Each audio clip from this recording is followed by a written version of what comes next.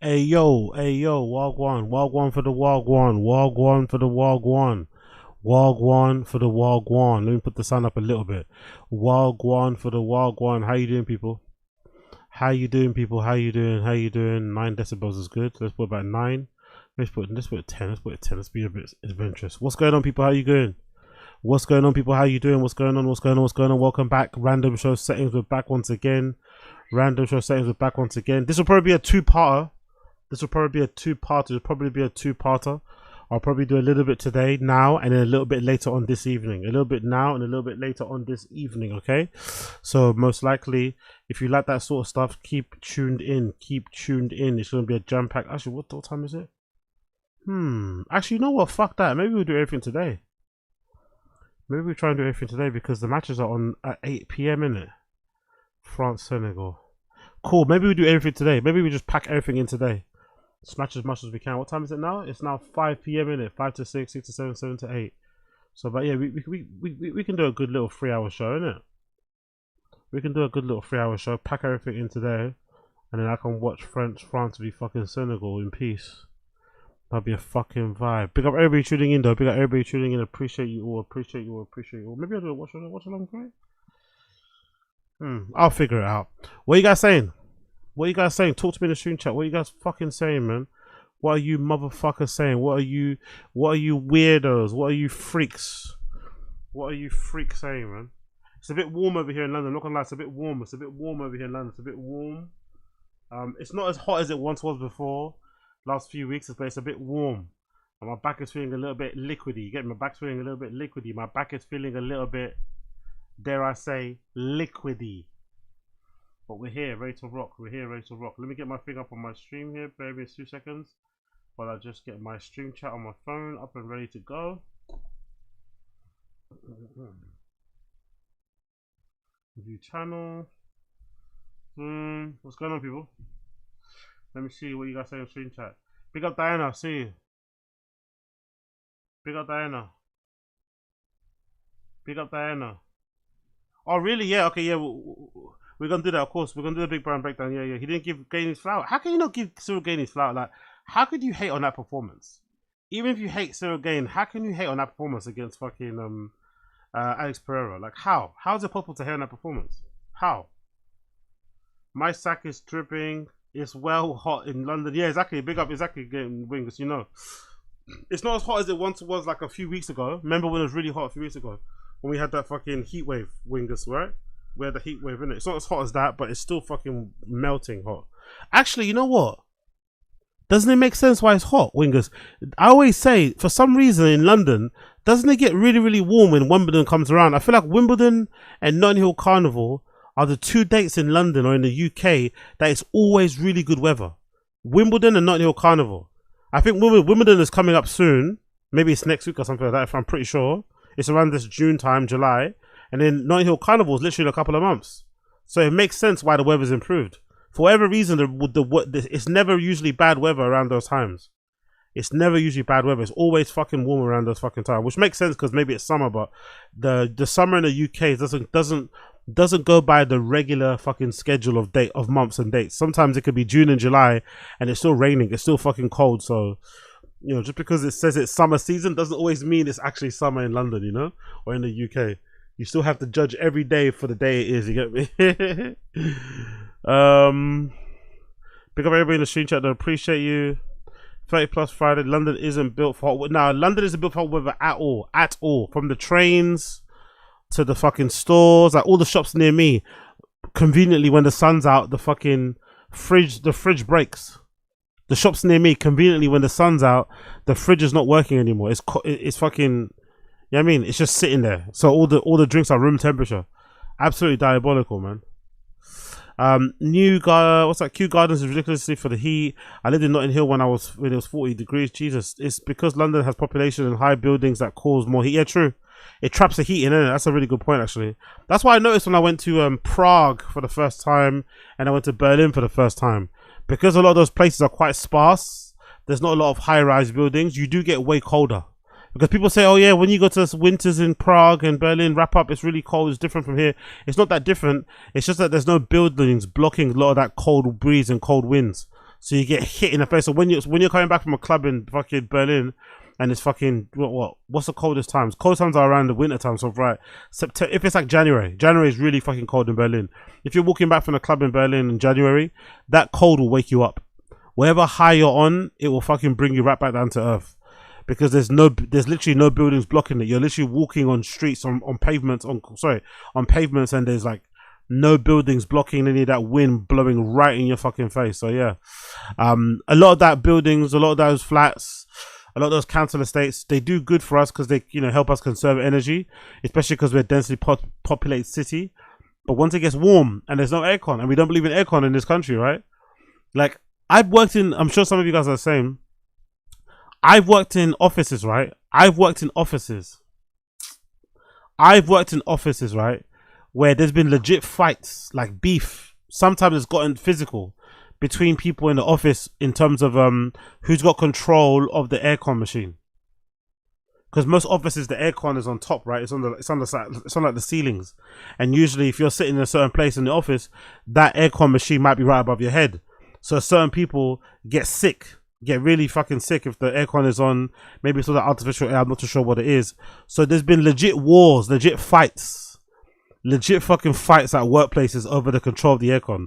Naturally, the girls hate aircon, right? Naturally, the girls will come in their little fucking blankets, in their little fucking office chair jackets and stuff, and they'll always be turning off the fucking aircon. And so the lads like myself, innit? You probably went to the gym before work. You're walking into the office, you're super sweaty. You want to put the aircon on, or it's really hot in there. You want to put it on. So you're constantly having this fight between you and the other people in the office where you turn it on, they turn it off, you turn it on, you turn it off. So fundamentally, I just think as a people, as a society in this country, we don't believe in aircon. Fundamentally, as a society, we are very anti-aircon. I don't know why, but we are very anti-aircon. We're strange people, man. We're strange people. We're strange people when it comes to aircon. So, it's warm. In conclusion, it's very warm here. It's very warm. Cool, let's get into the show. First clip. Chin. I missed this one, by the way. I completely missed it. I think it's on the After Hour episode. I completely missed this. But big up the person on the Fighting the Kid Reddit who uploaded this. I completely missed this. But allegedly, this happened recently on the After Hour podcast. Big up Chin. Chin really is the MVP of T-Fat-K. Chin really is the MVP of T-Fat-K. I don't care what anyone says. On the calendar, yeah, so very timely. Yep. I thought I saw something on the calendar. Yeah, so very timely. I think this is finally the year it's going to take over Pride for like the biggest. Is it Pride Month? Yeah. It's Pride okay. Month. Hello. Yeah, that's why. Oh. Hello. Hello. Ni hao. Ni hao. Not gonna lie, Chin will be one of the ugliest fucking gay guys ever. And gay guys are very vain, Gay guys are very fucking vain, especially when it comes to the face. The body's already what it is, but gay guys are very visually. They're very face orientated. They care a lot about the grill. You can have a sick body, but if your grill doesn't match, if your face card isn't face carding, they get really fucking antsy. So Chin wouldn't be regarded as a hottie. He wouldn't be a baddie in the gay community. They would not think he was a baddie, They would not. His bussy would not be busy. Chin's bussy would be very untouched. Let's just say that, right? Without getting too graphic, I think Chin's bussy would be very, very untouched.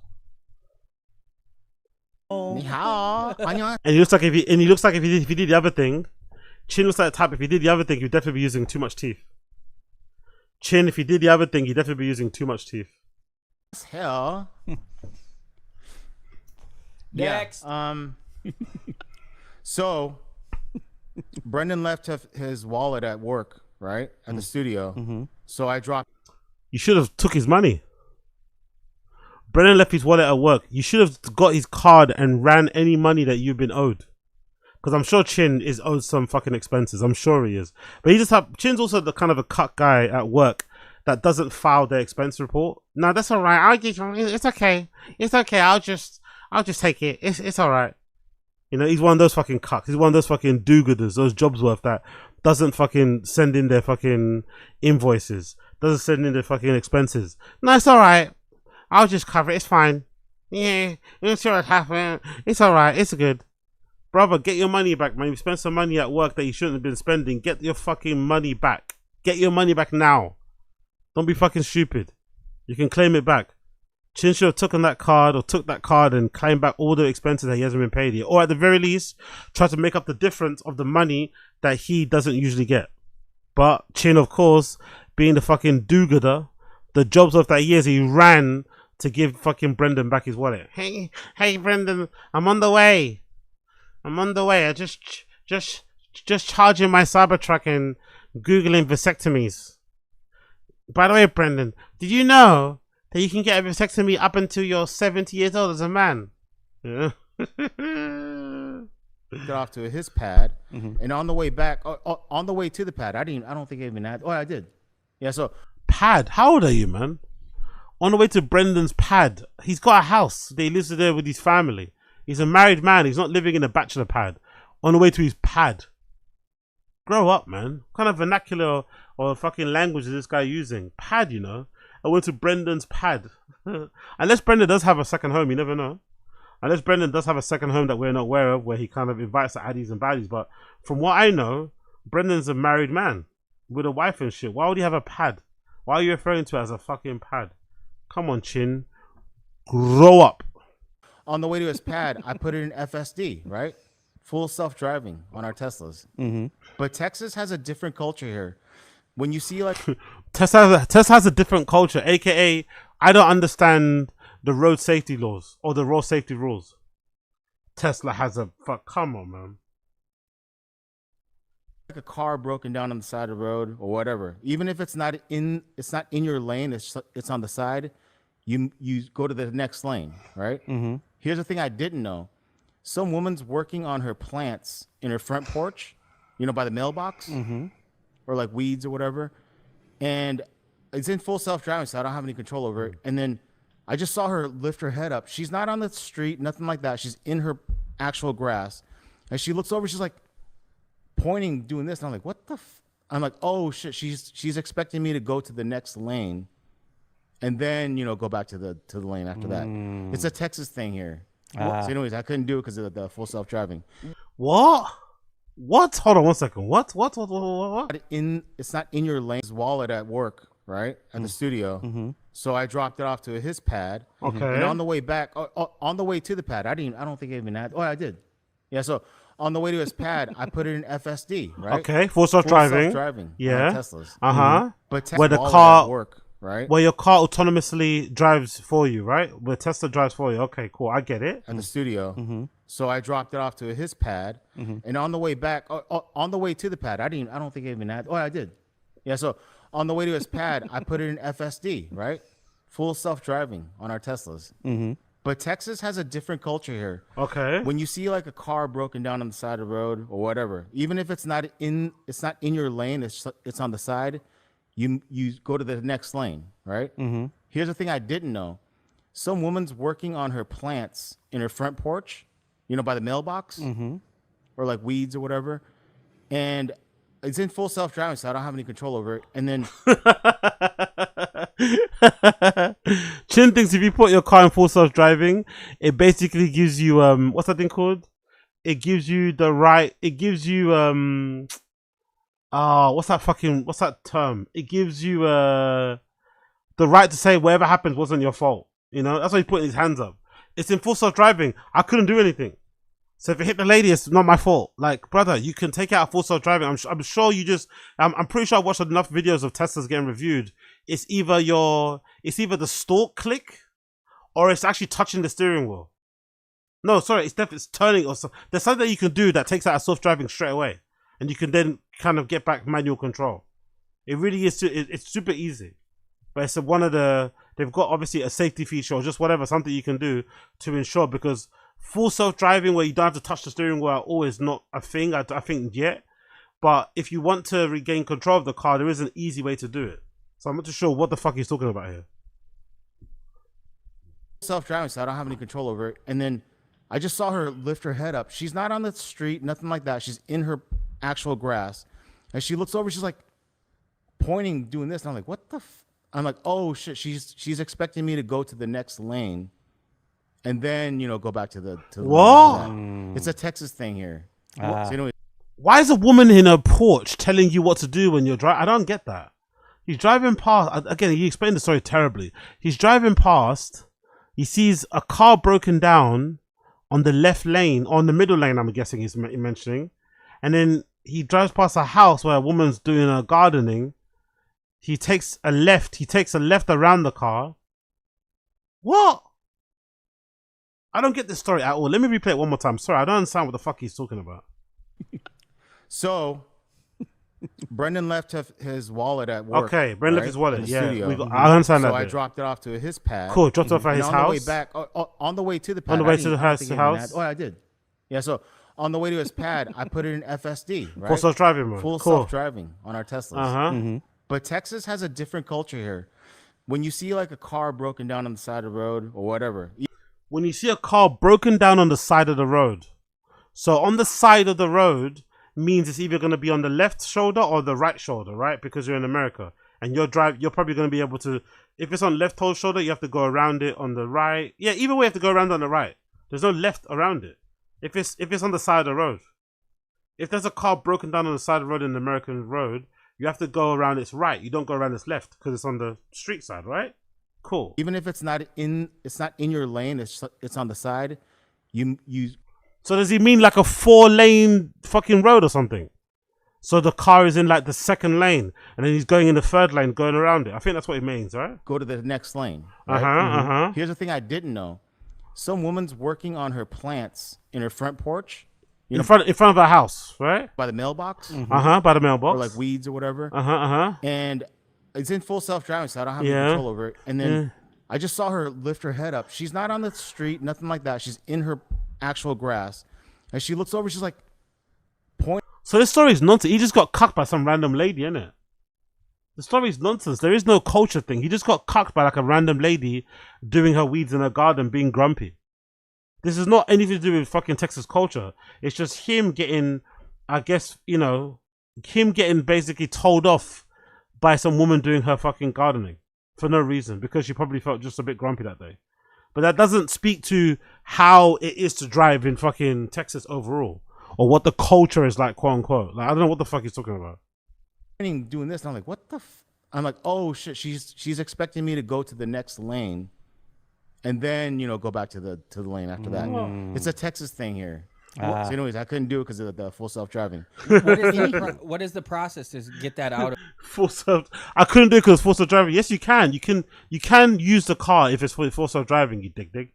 of full self driving? Like you can't just You just hit the brakes. You kind of like turn. Yeah, you just do something to make it, yeah. Well, Mark knows. Mark's been doing this for way longer than I have. Yeah. Bro, you have the car. So, bro, you have the car. How do you not know how to take your car out full self driving? What?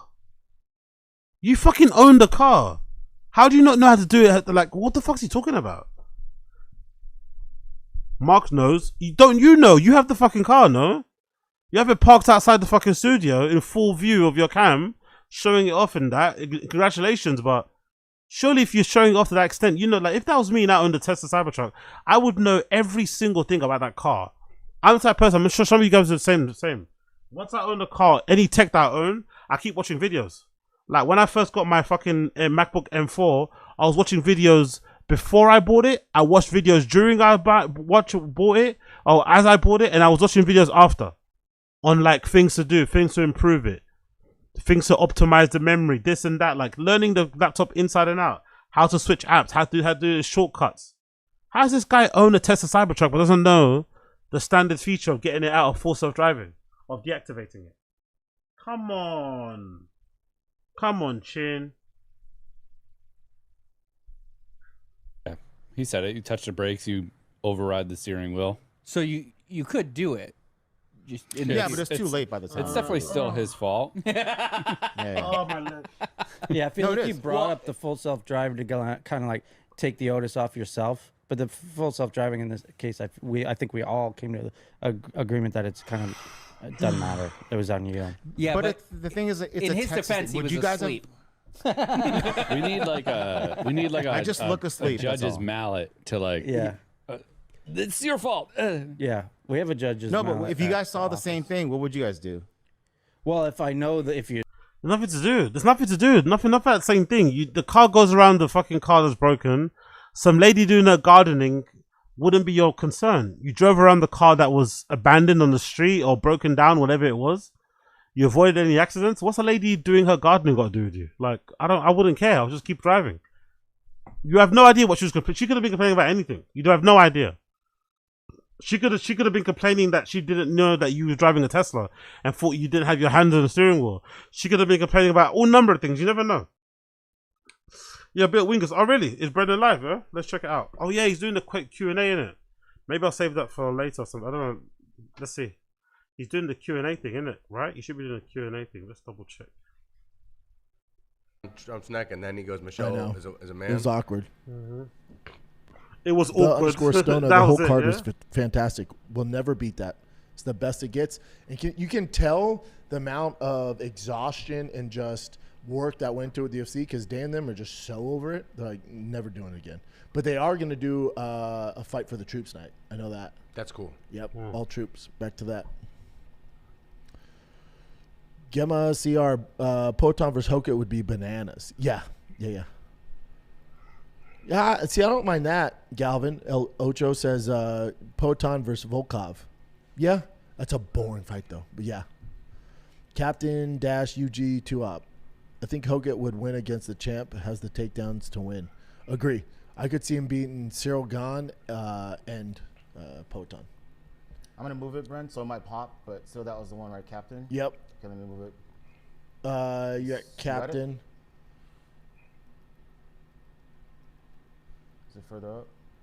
It should be around here. Yeah, somewhere. we're around there. All right, okay, got it. And then Dumbass is back, so All right, I'll get it. you see it? Who's dumbass? Who's that? Who's that? 23, after seeing how Gaethje beat Ilya, how do you think Khabib versus Dumbass. Dumbass is back. Dumbass is back. Who's that? Besides, do you think they handled it? Who's dumbass? It's Orbital B, not Orbital. Just kidding. Oh, someone got the lead. I don't know who it was though. Not good, but it's not good. Khabib would have wrecked his world. Caden trying to get the light heavyweight belt. I wish I would see who it North was. Pole Racing just shows you how good John Jones is. Correct. John Jones dog blocked Cyril. Correct. Dude, Correct. Dog I blocked. rewatched that fight. I was like, he is Bullied him. he is the GOAT. I mean, I've always thought he was the GOAT, but There's like, no argument. But the way he folded him like laundry, and then buddy. just gave. Cyril Gane just won against Alex Pereira, and he was talking about how much John Jones beat him. He fucking hates Cyril Gane so much. Tire around this guy. It was like, oh, watch this. John Jones is that guy. He's so good. Swerve says, do you think a reason Islam has been doing so well is because he suffered his first KO loss so early on? Guys like Hamzat and Ilya being undefeated make them think they're invincible when they're not. Yeah, you learn a lot. You learn more about your losses than you do your wins all day. And especially how easy Ilya's been getting it done against legends and calling his shots. And then you think, you're God's gift of fighting. I get it. It happens to everybody. And then What happened to you? You weren't God's gift to fight ever. you're not. I just want to admit on the record, I've been fucking wrong a couple times lately. Hamzat, Poton, Ilya. Yeah, but And that's the thing about fighting. It's tough. You That's never why know. fighting's great. But I'm willing to admit I was wrong.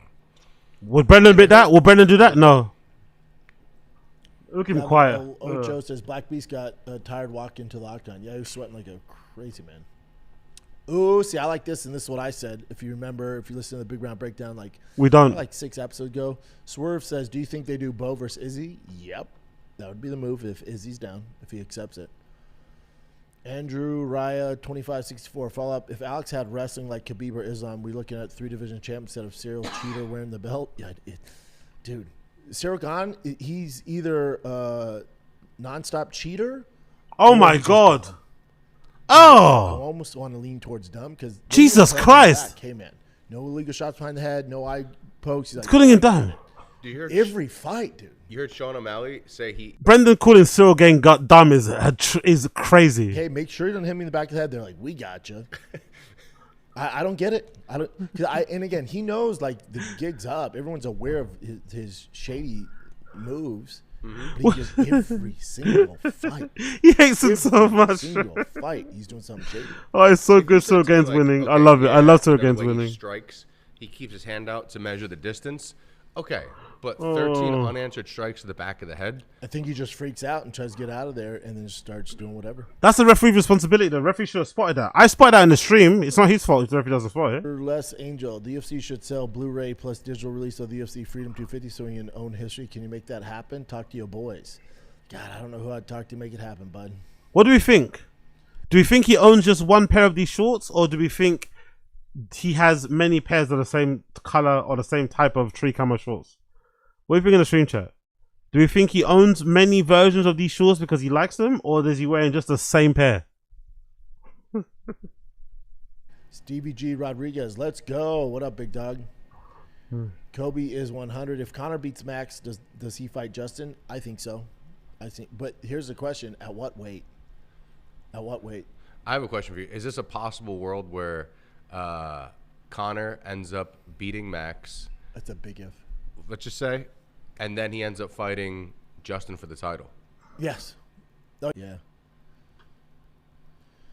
The Stoner says, Chin question. We need an update on the tats, bro. Been watching since King and the Sting when he was fast talking a bit. We get glimpses, but shit, daddy, you getting inky? You got new tats? Chin's whole legs are done. Yeah, my right leg's done. But if you guys know any good tattoo artists in Austin, Texas, please let me know. I want more. Rafi says, do you think Justin beating Ilya is bigger than Matt Serra being GSP? Yeah, because Matt Serra being GSP was I hate to say luck, but it was a fluke. He caught him. He overlooked him. Justin he didn't catch Ilya. He beat the brakes off of him, except for one round. Beat the shit out of him. We made him quit. Once that uppercut landed, Again, he's just a really. Do you ever hear an ex-fighter talk like this about other fighters? He beat the shit out of him. It's not something ex-fighters do to other fighters. They're usually very careful with their language because they know how words can affect fighters, especially coming from ex-fighter. Like, do you know what I mean? The former. It's really strange how he talks. He talks like a regular guy, like regular YouTubers and regular content. Cool, that's one thing. But to talk like this when you're a former fighter, it's just, I don't know. It's really strange. It's really fucking strange.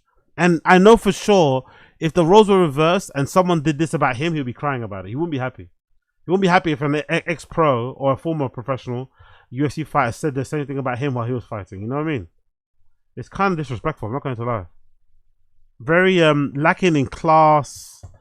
Very ghetto, you know what I mean? Very kind of like, yeah.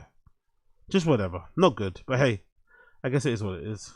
and Ilya's eyes shut, I went, ooh, this is going to be a tough night. Swim Thugger says, all the Gone fight made me think was, how good is John Jones? Crazy did that to the guy who made Francis wrestle. Yeah, I know. Dude, heavyweight division is literally just all striking right now. Like, that's why I think Hokit could really make a huge difference. Hokit really could out-wrestle everybody. Well, remember, you got Gable Stevenson coming. That's going to be that could be what changes the division. I forgot about that. Big problem. For some reason, I thought he was fighting at the White House. I don't know why I thought that. International fight week. Yeah. Big problem. But Hokit's striking's a lot better than his, and he's faster, but I don't, his two-time All-American wrestling from Fresno State, I'm not going to say much when it comes to Olympian. What else you got? You can go up, Jen. All right, just remember to mark crucial cuts. Yeah, you see the purple two? Oh, shit, there it goes. Oh, fuck. There we are. All right. Oh, wait, that's the wrong one.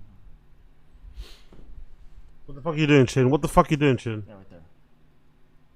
Oh, this guy's defending Shano. Yeah, I just saw the headline. This guy, Gemma, says, no, Shane knew TMZ was trying to get him to say something spicy. He even said, you guys are talking to me 2 beers in? Yeah. Love Shano. This is, let's see. Abe Villacio 794 says, this is Ilya's Nate Diaz fight. Connor seemed unbeatable before he lost to Nate in that first fight. Yeah, true. They should have done that at 55. Nate's big 170, Swerve, Gone versus Tom rematch is such an instant fight now. Who you got in that one? I'm not sold on Gone.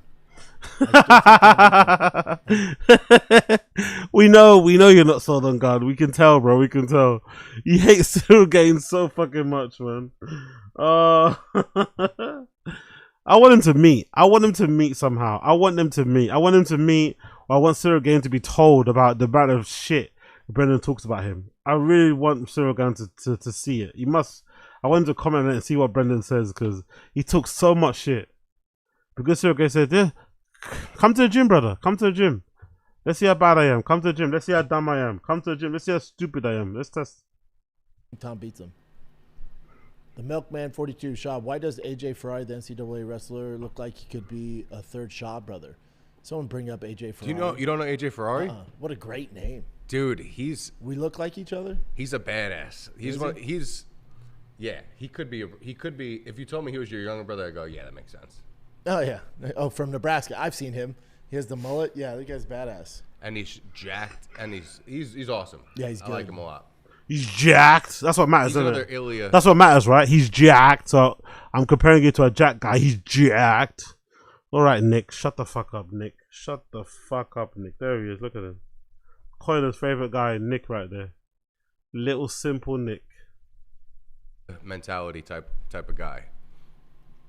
He's a little stud, huh? What's good, Josie? What's good, this guy darling? Hope you're says, good. BB What's good, Josie? Hope you're good. Hope you're good. Hope you're good. Good morning. Top of the morning to ya. Eggs 3380 says, I thought Ilya's response was good, minus saying that the can't see stuff. I mean, you can't see. Close both eyes. At least he's honest. Slowfit 9735. Have you ever seen that situation before where Ilya told his corner he couldn't see? His corner said he couldn't see. The doctor shook his head and told Goddard he couldn't see, yet Goddard let him go. Yeah.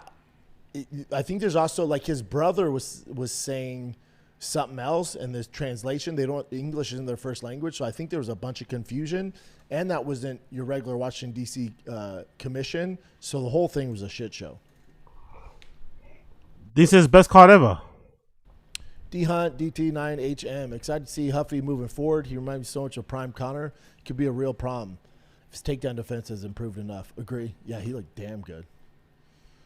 Crucial Cuts 001 says Shane Gillis looks like the male version of Sam Smith. What happened to Sam Smith?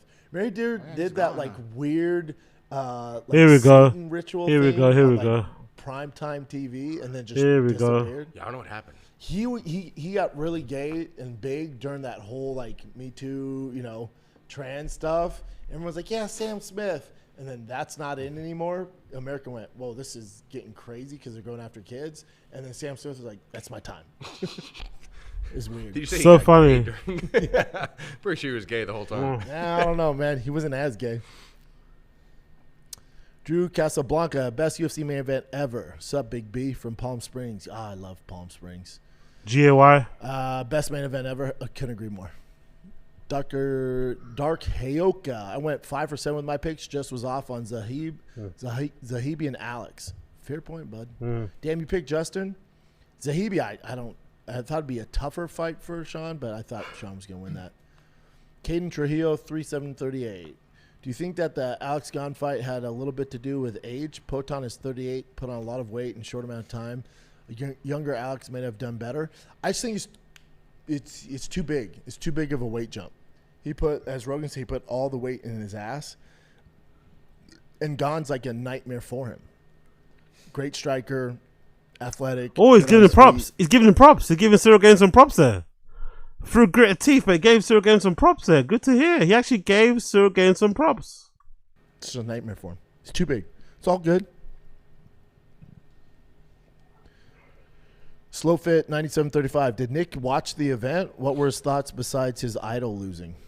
I love the fights. My only problem was I feel like it added way too much extra time watching them come out from so far deep into I loved it. It was cool at the beginning, And the but live band. towards the end, I was just like, okay. Can you let him talk, please, Brendan? He's trying to tell you what he thought.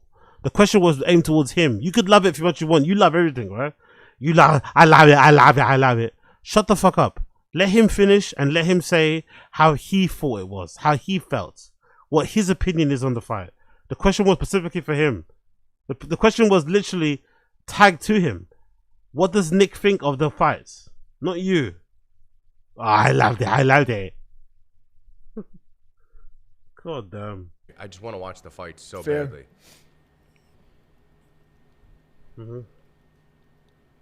Chin, silence again. Stay weird, MJ. Do you think they handled the doctor situation right during the Ilya fight? No, but if Ilya would have came out and got his rest and then knocks Justin out, now we have a problem. Now that puts a shadow over the entire card. Thank God that didn't That's happen. the Tim Kennedy situation. Stoolgate. Michael Scarino, 1885. I think Shane Gillis didn't want to say anything about it, and I can tell he was just trying to stay out of the controversy, and he was probably lying. Oh, she's probably joking. I just read some stupid headline. Shane can do no wrong in my book. I love Shane.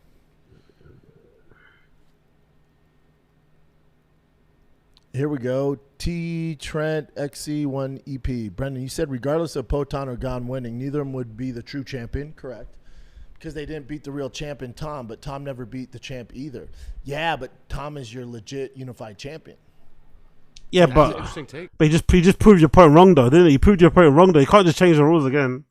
It is, but nobody's a champ until they beat Tom. That's just dim the rules. Sure. Dim the rules. Yeah. And you're gonna say Gon's more of a champ, why? Because he beat a 205er who's never competed at heavyweight before? Oh no, come on. Moving the rules again, moving the fucking goalpost because it doesn't fit your fucking narrative. This guy, man, he's fucking the worst, isn't it? Fucking the worst, bro. He's the worst. Yo, big up Nonchalant Charlatan in the kick chat. Wow, go on, G. Big up Nonchalant Charlatan. Hope you're good, brother. Hope you're good. What you saying? Big up Nonchalant Charlatan. What you saying over there? What you fucking saying over there? Hi, bro. Show's voice is so low. I mean, the audio. Oh. The audio to yours. So, mine is low, his is low. Oh, yeah, true. I forgot to put that. Oh, shit. My bad. My bad. I did fuck up. Fuck. I put it really low here because I changed it for the Taz. My bad. Let me put it back to where it was. Oopsie. I did lower the volume. I did lower the volume of the desktop. It should be good now. It should be good. For interim belt, and then must I remind you, the only reason he's there is because he poked Tom in the eyes. Damn. And didn't win the fight. Must I remind you, he basically lost to Volkov before that in a split I'm worse than Chin. I swear to God. I'm worse than Chin. decision. Most people, including Dana White, thought he lost. That's your champ, not mine. Well, he is a champ, though. He cannot be your own champ, but some people say the president is ours too, and he gets pissed off, right? When people say it's not our president, he gets pissed off, but he's fair. He's allowed to say Cyril Gane isn't his champ. He's French. I have been reminded. And he's French. That's your champ, not mine. And he's French. I have been reminded. What's this racism thing going on, by the way? What's this casual racism thing he's been doing? Can someone explain what this casual racism xenophobia thing is? Must I remind you, he basically lost to Volkov before that in a split decision. Most people, including Dana White, thought he lost. That's your champ, not mine. And he's French. I have been reminded. Jesus And he's Christ. Kobe's 100. How many ex-NFL guys are out there like Hokett that can come and take over? A good amount. Good amount. People don't realize the level of athlete that is out there. Even those guys on the practice squad and, you know. Not you, though. Not you. Rodriguez. Patty versus Ilya, when he heals up, good matchup now. Yeah, I love it. I love that. But, again, Patty has to get it done in International Fight Week. Yeah. But, you know, that's actually another. Like, Has to beat BSD. Because That's you lose another- to him, you lost 2 in a row. Ilias, don't get it twisted. Ilias still regarded pretty high. He's going to be like number 1, number 2. That's a hard fight for Ilya now, too, because now looking at him fighting super durable fighters, that's tough. Because Patty's durable. And Patty's bigger than Justin. Mm-hmm. So a bigger guy could pose some issues. Drew Casablanca says, during the post-fight press conference, not one media person gave Hokett a question about the fight. Do you think before they told him, hey, no talking, you fucked up, no questions for you? Yeah. I think the media was probably like, hey, let's not get Hokett riled up here. We don't need any more headlines. He's already kind of ruined things for us. Thomas Carino, 1170. In all seriousness, Strickland beats Hokett. Think about it. No, Hokett's too big for him, man. Again, you got to. There's weight class for a reason. Hokett's just too big, and he's quick for a big guy. Because think about it. How would Strickland hurt him? Think about it. Think about it. Off his jab and moving and teep kicking? He's going to outpoint Hokit and not get taken down. And Hokit's big, too. And then Hokit's 1-2. He can eat that jab and land that big overhand right. It'd be a problem.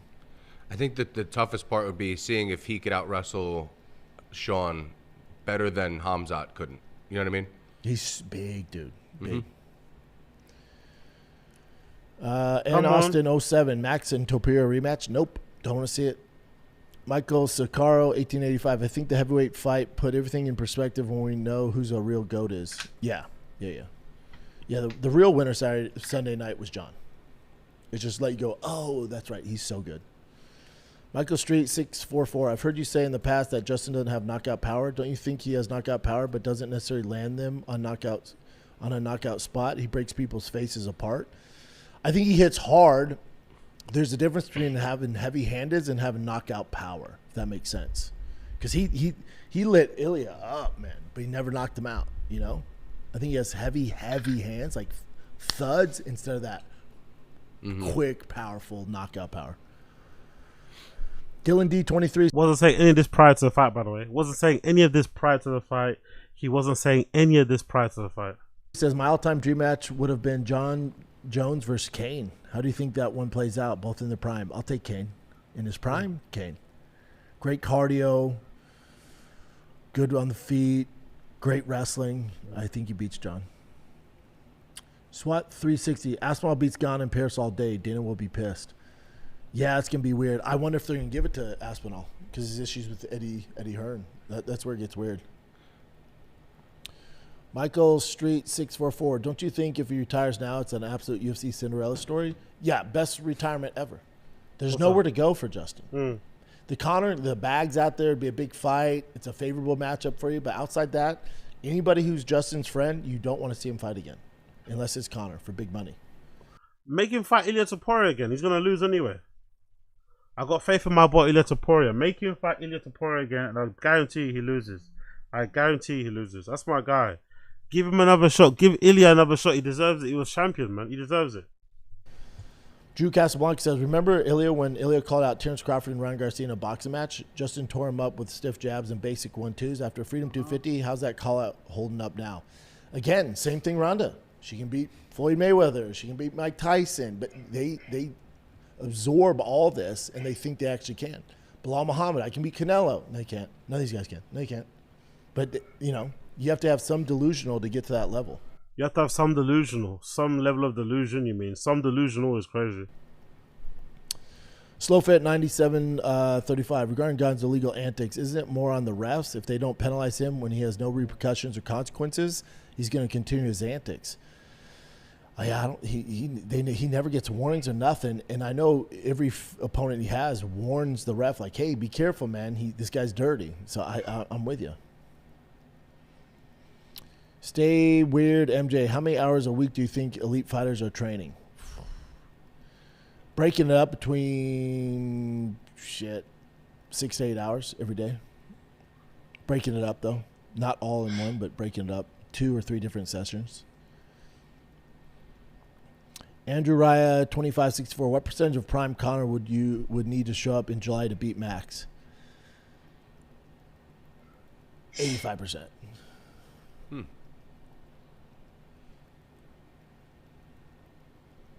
Hello. 1170. What happened with you and Joe Fire? Who's Joe Fire? I don't know. Oh, Jesse on fire. Jesse on fire? Nothing. Jesse's my boy. I just talked to him yesterday. Yeah. He's just busy. He does a lot of political takes, and then he'll jump into the big UFC stuff. All I do is UFC stuff. Oh yeah, what happened to their show? Right? What happened to their show they were doing? Didn't they have a show? Another show that Brendan did that didn't last too long, like the Slice and shit. Didn't they have a show? I forgot the name of it. So he's shooting his content. I'm shooting mine. I love Jesse. Jesse's the man. I talk to him all the time. He helps me out all the time. Jason on fire. He's the man. He just jumped up on his own. Do you remember who that was? Scroll up, I think maybe. Nope. See Thomas Scurrian. It's the third one from the bottom. So I'm on the second to last one there. The after show but later. What up, man? He DM'd me too. What up, after show but later? Ilya should say fuck it and bust a Ronda, go WWE, and fight Rey Mysterio. Yeah. Caden, nope. Sorry. Caden Trujillo, 3738. Did you see the bullshit circulating about Justin's glove? A whole bunch of cap, I assume you say there, like the kids say. No, and I won't entertain it. Trust me, they're all over those gloves. There's not much you can do with them. It's true. That's how bad he beat Ilya's ass, is that Ilya stands are like, these gloves were fixed. You're like, okay. I'm watching all those videos. At the _ cleaner 9296. Welcome, Big Brown Club, big dog. Welcome. Everyone say what's up to the cleaner 9296. I can't believe we're here, man. I can't believe we got to a point where Brendan's shouting out members and telling people in the chat to like say hi. When he was swimming in money, this would have never been a possibility. When he was swimming in money, this would never been a possibility of him to like, yeah, man, say hi to a new person here. Make them feel welcome and shit. Like, what? This is so bizarre, man. So utterly bizarre. So utterly bizarre. John Abita, does Chandler have to keep fighting to make up for the lost money waiting for Connor? He just needs to stop, man. Kobe's 100. We need Brendan Schaub Army merch. No, we don't. I have a tough time making that. No, we don't. I can't wear a shirt that says Brendan Schaub Army on it. The cleaner 9296. Just to go back on the John Jones point. Are we forgetting how bad his hands looked against Stipe? Yeah, older. Yeah, I agree, older. But again, he still got it done. And with the spare tire, not even really being a heavyweight, he still got it done. Mm-hmm. Old as fuck, arthritis in his hip, still beat the shit out of these boys. Mm-hmm. And he was never in trouble either with Stipe. Never in trouble with Cyril Gane. Ever.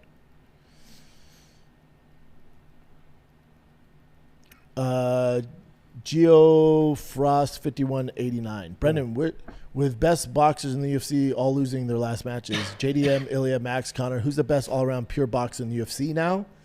Shit. I mean, those guys are still the best boxers. They just, like, Ilya, to me, is still the best boxer. He just had a horrible game plan, and his ego got in the way. No feints, just walking forward, eating shots from a much bigger guy. It's just terrible. JDM can box his ass off. Max Holloway can box his ass off. Connor can fucking strike with the best of them. Those guys are still the best. Some of those guys are older. Some of those guys had bad game plans. Some of those guys are fighting grapplers. So they're still the best. Oh, yeah? Trevor Lube, what was with the weird walkout with Tyson Fury? I feel like the commentators should have set it up.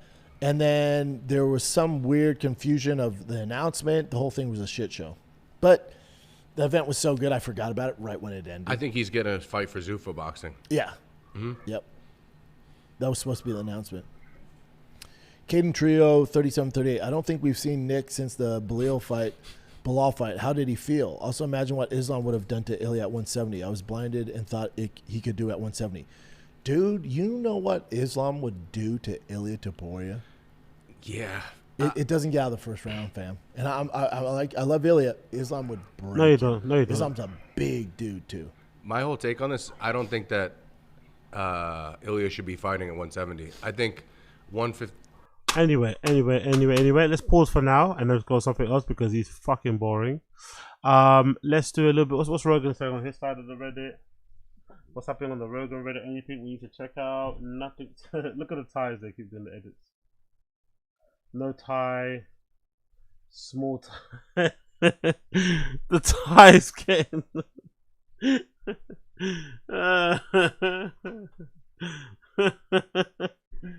Oh, I love the tie. I love the tie.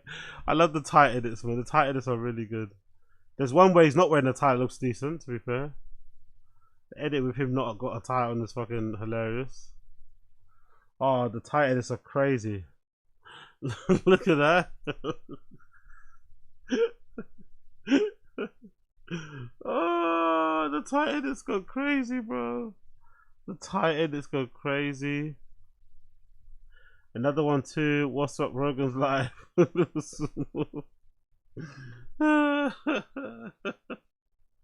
This makes no sense. I love when you just get something and write it into the ground, man. Oh, So good. So fucking good. We got that. This will just be like Joe Rogan's life. Yeah. To be fair, that's how I used to tie my tie in school. When I went to my fucking Catholic school, right, for college. When I went to a Catholic school for college, we had like a uniform. You had to wear in suit and ties. That's how I used to wear my tie, like that. I used to have it super thick at the top and then really short towards the bottom. That was like the style everyone had, you know? That was the style everyone had. It was fucking crazy. Think about it. Crazy, you know? That was all in here asking me certain things and whatnot, but hey. What can you do? Big up Rogan. What else we got here? UFOs. Cool. Let's quickly go to this one. Joe Rogan won't stop defending billionaires. Big up the good rant. Joe Rogan won't stop defending billionaires. That think like taxing the rich is it's these people that think like taxing the rich is the solution, and do what with the money? If it wasn't for Elon Musk buying, so what you yeah, so let's not tax anyone. Cool. Good solution. Twitter, can you imagine how weird the world would be right now? Yeah. If you do tax correctly, where does that money go?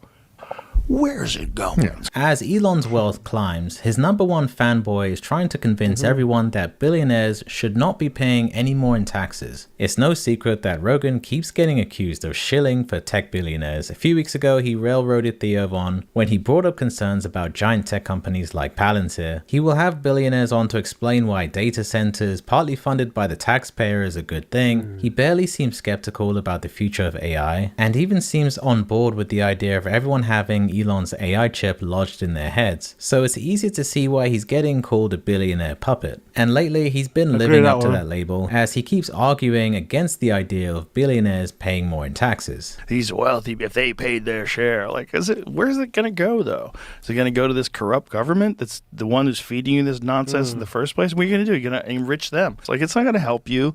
If they tax rich people and then are the poor people going to get that money? If they do, what about then? Was he a fan of it? If they figure out a way to directly take whatever funds the dog, generates, so the fox, and then donate that into like charity or whatnot, will that work? Will that work? I think so, right? I think it would fucking work. It would bloody work. There'd be like an ear there, teeth there, but it definitely would work, I think. No. Are their services going to improve? No. No, you're just going to get more government. Why not, though? Why not? How about the government improves? Why not? Why not? It's these fucking people that think like taxing the rich is the solution, and do what with the money? It's one solution, bro. We don't have many solutions. It's one solution. Your massive wealth for like 10 trillion euros or whatever dollars. I'm sure it's not get the full amount, but still along those kind of lines. Your wife is gonna be super excited for you. I mean, stoked as hell, proud as hell. So we're gonna try. We can't do nothing. Big up, big up, big up. Them, more Rogan. I can't remember who it was, but they continue to talk about, let's keep taxing the billionaires, and do what with the money? And that's and I want the help people that are more disadvantaged. Help people that don't have a silver spoon in their fucking mouth. I don't know. Try something, bro. World to be a better place because of my tax dollars, but also, where's it going? Yeah, it's going to. Where's it going? A couple weeks ago, this billionaire venture capitalist went on JRE and explained why the wealthy should be paying more in taxes. Yeah, you heard that right. And this guy isn't known for being generous. If you're unfamiliar with him, he's largely known for pumping and dumping stocks, big supporter of Trump and Elon. In a nutshell, he describes that, hey, the current system is unfair for the average American. And Rogan shoots it down. There's all kinds of ways to defer. And so even though you pay more on an absolute dollar basis, on a percentage basis, you're paying way, way less. And all of those tricks have been exposed.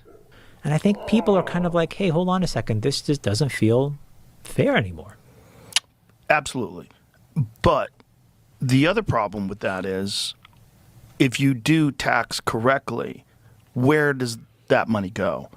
The solution being tax people more. That doesn't sit with a lot of people because it's like, well, where is it going?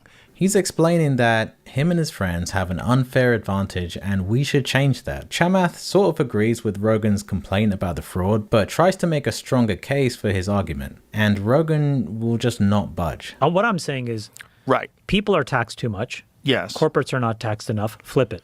That's right. But even if you do flip it and the corporates are taxed more, where's that money going? Well, this is the problem. I suspect that if you put the burden. So if the money isn't going anywhere good initially, there's no point in giving charity, by the way.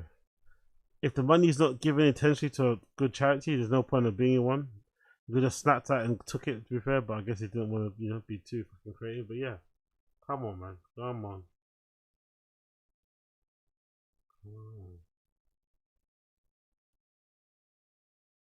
Okay, there you go. Guys coming. Decent. On Wall Street and corporates, they'd be a lot more organized and they'd probably create a lot more change than a diffuse electorate. If you waste $1 trillion from 300 million people, it's hard to organize that 300 million people. But if you waste $1 trillion from 300 companies, those companies will get their shit together really fast and they will force a lot more change. I would hope so, but you're still dealing with incompetent people that are tasked with taking care of that money. I can see where you're coming from. I just think that if we go on the track we're going down, it just seems like we're going to hit a crisis. It's crazy that a right-wing billionaire is on here saying we need to tax the super rich more fairly. And Rogan is saying we can't and we shouldn't because the government is corrupt. And who knows when that's going to be fixed. So I guess we just keep things the way they are and let the money pile up for the 1%. Rogan seems to be parroting this line of thinking from his good friend and trillionaire Elon Musk. How much fraud do you think is in this country? Billions and billions and billions. I mean, Elon had said when he first came in, he goes, "Hey, I think it's close to $1 trillion, maybe a little bit over." He said it was so bad that he didn't want to talk about it too much. He was worried they'd kill him. He really said that. Don't on it. It's no secret that Rogan is very fond of Elon. He'll sit there making goo-goo eyes at him while swinging his tiny legs under the table, and if Elon makes a joke about the left, Rogan is in tears. I guess they have the same sense of humor. He'll never criticize or make fun of him no matter what, and Rogan will praise him every chance he gets. If he's in a conversation about anything tech, he'll make sure to thank Elon. Thank God Elon Musk bought Twitter. Thank God Elon bought Twitter. And if it wasn't for Elon Musk, we would be fucked. I've said this before. I'll say it again. If it wasn't for Elon Musk buying Twitter, can you imagine how weird the world would be right now? Yeah. History will go back and the world would have exploded by now. If Elon didn't buy X, the world would have exploded right now. Look at his purchasing Twitter. And it has changed the course of communication in this country. He'll also get pretty protective over him. Here's a classic example of when Joe tried to make Elon the victim because there was a mean article about him and Tim Dillon wasn't having it. Did you see where they were trying to shame Elon for living in a nice house that's not even his? Have you seen this article? Yeah, I mean, it's silly, but I think Elon doesn't he like this? No, he doesn't. He doesn't like this? I was texting with him about this. This is not a guy that doesn't want to be famous. He loves fame. 100%. You don't agree? I don't know if he loves it. I think he comes with the job, and I don't think he minds it. Oh, I think he quite enjoys it. I mean, he seems to have fun. Do you think he pursues it? He definitely has fun, but he has fun with a lot of things. Is Warren Buffett tweeting every day like this? Elon Musk is digging tunnels under cities and shooting rockets into space and revolutionizing electric cars. Where are the tunnels? Well, there's one from Vegas to L.A. Have you seen it?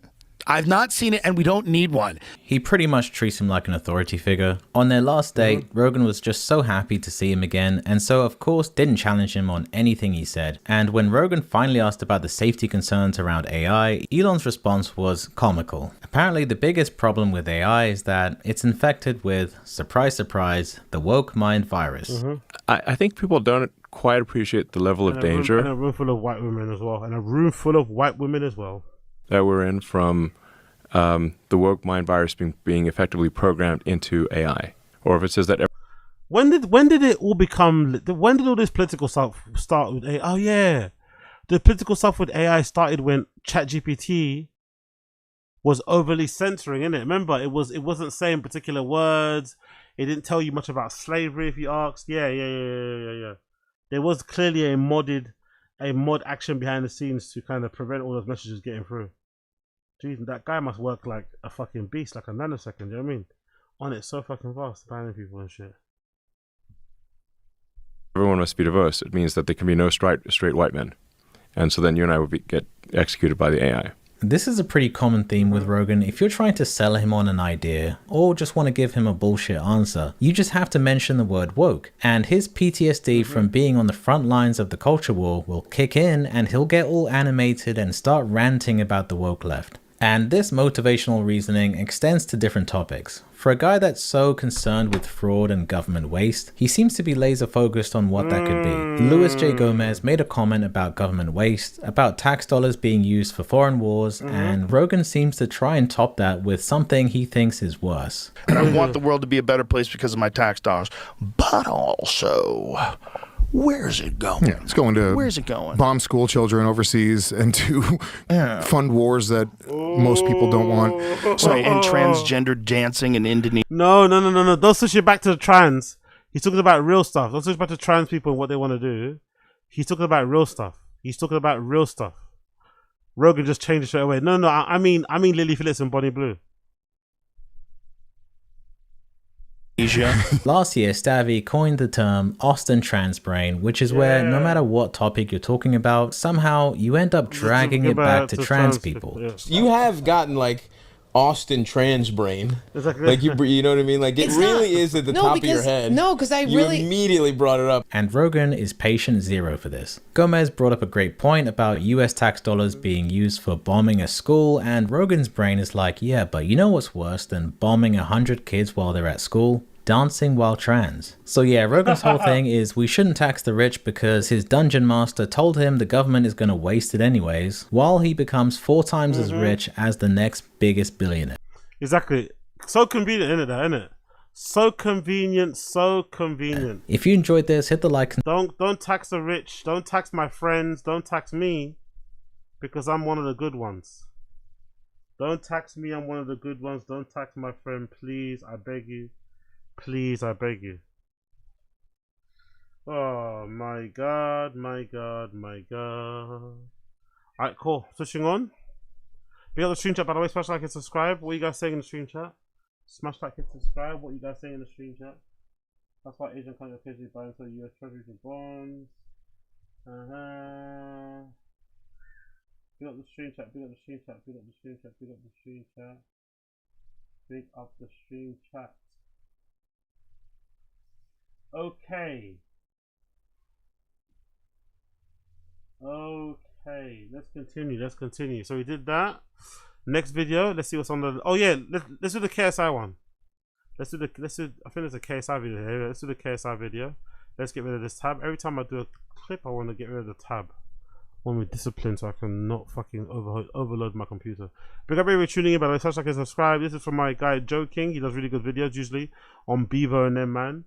Big up Joe King, big up Joe King, big up Joe King. The title of the video is KSI's ego somehow got worse. I think this is relating to KSI leaving Sidemen, right? I'm sure some of you guys know about this, but KSI recently left the Sidemen and it caused a big issue. At first it seemed pretty cool. At first it seemed pretty cordial, but then as days went by, it seemed very clear that it wasn't a cordial exit, and that there was some like hurt feelings on both camps. You know, nothing too crazy, but still, it wasn't what they tried to make it seem as. So let's check out what Joe King has to say about it all. So KSI left the Sidemen, and ever since, it's fair to say he's actually been spiraling. Blindsiding and slating your own mates, it's bad enough in its own, but he wasn't even done there, because this has now gone from stupid and egotistical to genuinely malicious. As of yesterday, he's now actually planting stories in UK tabloids to try and ruin their reputation. It actually backfired instantly, which I think anybody stories and Inside KSI's exit from the Sidemen, as his pals claim he was frozen out. UK tabloids to try and ruin their reputation. It actually backfired instantly, which I think anybody with a brain probably could have seen coming. I just think it's hard to believe that he's chosen to do all this. And listen, I say that, but when you remember how big his ego has gotten, maybe it's actually not hard to believe. I mentioned the Sidemen boys, I'm going to get more subscribers than Sidemen, and I'm also going to get more views. I've got more views than Sidemen in a month. I told the boys that I'm going to overtake them in views and subs. I have overtaken them in views last month. And in what could actually be the funniest possible outcome, these clips of almost immediately come back to bite him. Because for a man so obsessed with views, he's now actually getting beaten by Sidemen's like third channel. That's funny enough on its own, but it does get worse for him. Because for all the talking he did, Mini Minter, who is 1/6 for the group that he was trying to belittle, even his own channel is comfortably outdoing him, and this is gonna be eating him alive. And the ironic part is that no one would actually care if it wasn't for everything he's been saying. Because let's not forget, this guy was comparing himself to Beyonce. There's always like a Harry Styles, you know, in One Direction, or a Beyonce in Destiny's Child. I don't think I could write a better story if I wanted to, for him to try and rub this in people's faces, and then to immediately hit like a 9-year low. I think this might be poetic justice, and it's only getting worse for him because every day that goes by, he's genuinely like self-destructing more and more. KSI is now officially the most unfollowed person here on TikTok, and he is truly losing followers at a rapid pace. Yeah, I am not kidding. Here's a real-time follower tracker of KSI's followers here on TikTok. He is currently losing a follower every single second. Wow. And if you do the math, that means that he will likely lose roughly around 80,000 followers today. But yeah, I don't know that anyone even cares about that other than him, so we will move on, because this is where it gets really bad. I mentioned the article at the start of the video, but the build-up is even funnier. He has this group chat somewhere, I don't know where it is, but he started posting in it like your mum might on Facebook. A comfort zone is a beautiful place, but nothing ever grows there. And then just before the article dropped, he posted, "You don't always have to tell your side of the story, time will." Oh, come on. There's nothing worse than people, especially men, that communicate via like Instagram fucking quotes like this. There's nothing wrong with him being at Gucci. Nothing whatsoever. Nothing. Nothing. Get about in there. Get Christopher McCain back there. But love of God, but don't bring fucking Barley, please. No. Jesus Christ, that was perfectly decent. So yeah, so big up KSI, big up Joking. Let's go. And it turns out Ty might be KSI's PR guy, because this is one of the most transparent damage control attempts you'll ever see. Inside KSI's exit from the Sidemen, as his pals claim he was frozen out. The mirror speaks to pals of KSI who have lifted the lid on his departure from the Sidemen and the turmoil behind the scenes. It's pretty ironic that he's trying to go mainstream and has immediately resorted to like mainstream media tactics. But it's actually hard to believe that this guy is anything but stupid at this point, because what is he thinking doing this? The start of the article is littered with his platitudes like, friends of KSI claim this fueled a wave of online abuse against him. But the same friends say he actually informed them of his plans in April, as they branded the group's handling of his departure at the time a totally classless act. They said KSI made every effort to handle the situation privately and respectfully behind the scenes. And honestly, what is he thinking? Why doesn't he just come out and say this rather than trying to filter it through? I've got all the details of what really happened when KSI left the side. What really happened, brother? Tell us, vertical video god. Tell us, please. What really happened? It's fair to say it's all kicking off. Now, I was spoken to KSI's friends. It's all kicking off. And they are furious at the way things have been dealt with. Now, things got so bad over the last month that KSI even ended up staying in a different hotel from the board. Now my volume's low. Are you for real? Are you guys trolling? I have my volume low. I'm peaking. I'm on red. Am I trolling or not? Are you guys trolling? If you're trolling, I'm pissed off. If you're trolling, I'm pissed off. My volume's fine, man. This volume trolling is so GAY. Honestly, the volume trolling is so GAY. It really is. Oh, your volume's too low. Oh. Boys. Oh. Why doesn't Brendan get treated like this, huh? Why don't Brendan's viewers treat him like this? Oh. Your volume's too low. Well, put up your fucking volume on your phone then. Huh? Todd Jodine. Put up your phone volume or something on your computer. If I'm still low, let me know. But press your little speaker button on your controller or your phone and let me know if I'm still low. If I'm still low, we'll check it out. But I bet you I'm not. Because of all the aggro behind the scenes. So this seems like an open secret at this point, but clearly there's a lot of bad blood. Has been kind of obvious since half of the group haven't said a word, and the people that have are clearly just trying to pour cold water on it. I just still can't believe that this article is the way they've tried to put this information out. Because you read it, this is a press release. KSI absolutely wanted a proper farewell and recognised how important that moment would have been for the fans after more than a decade. This is from a source directly within KSI's camp. Some would say even the guy himself.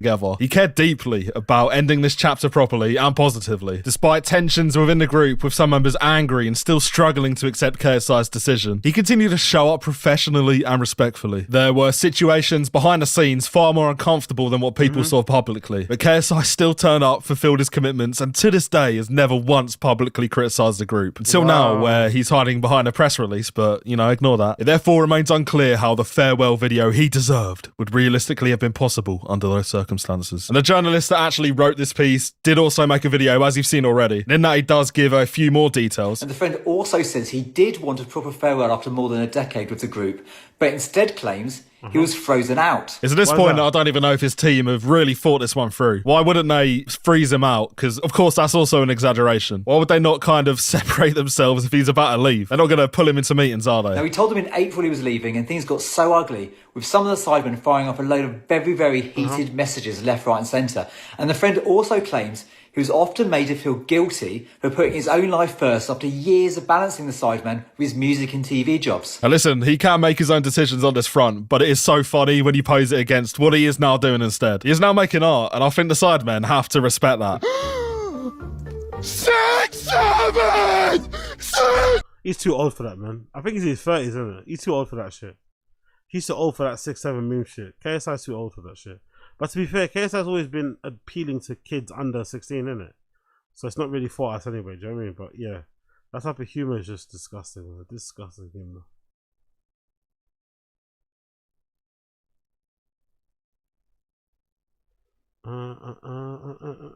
Okay, cool. Continue.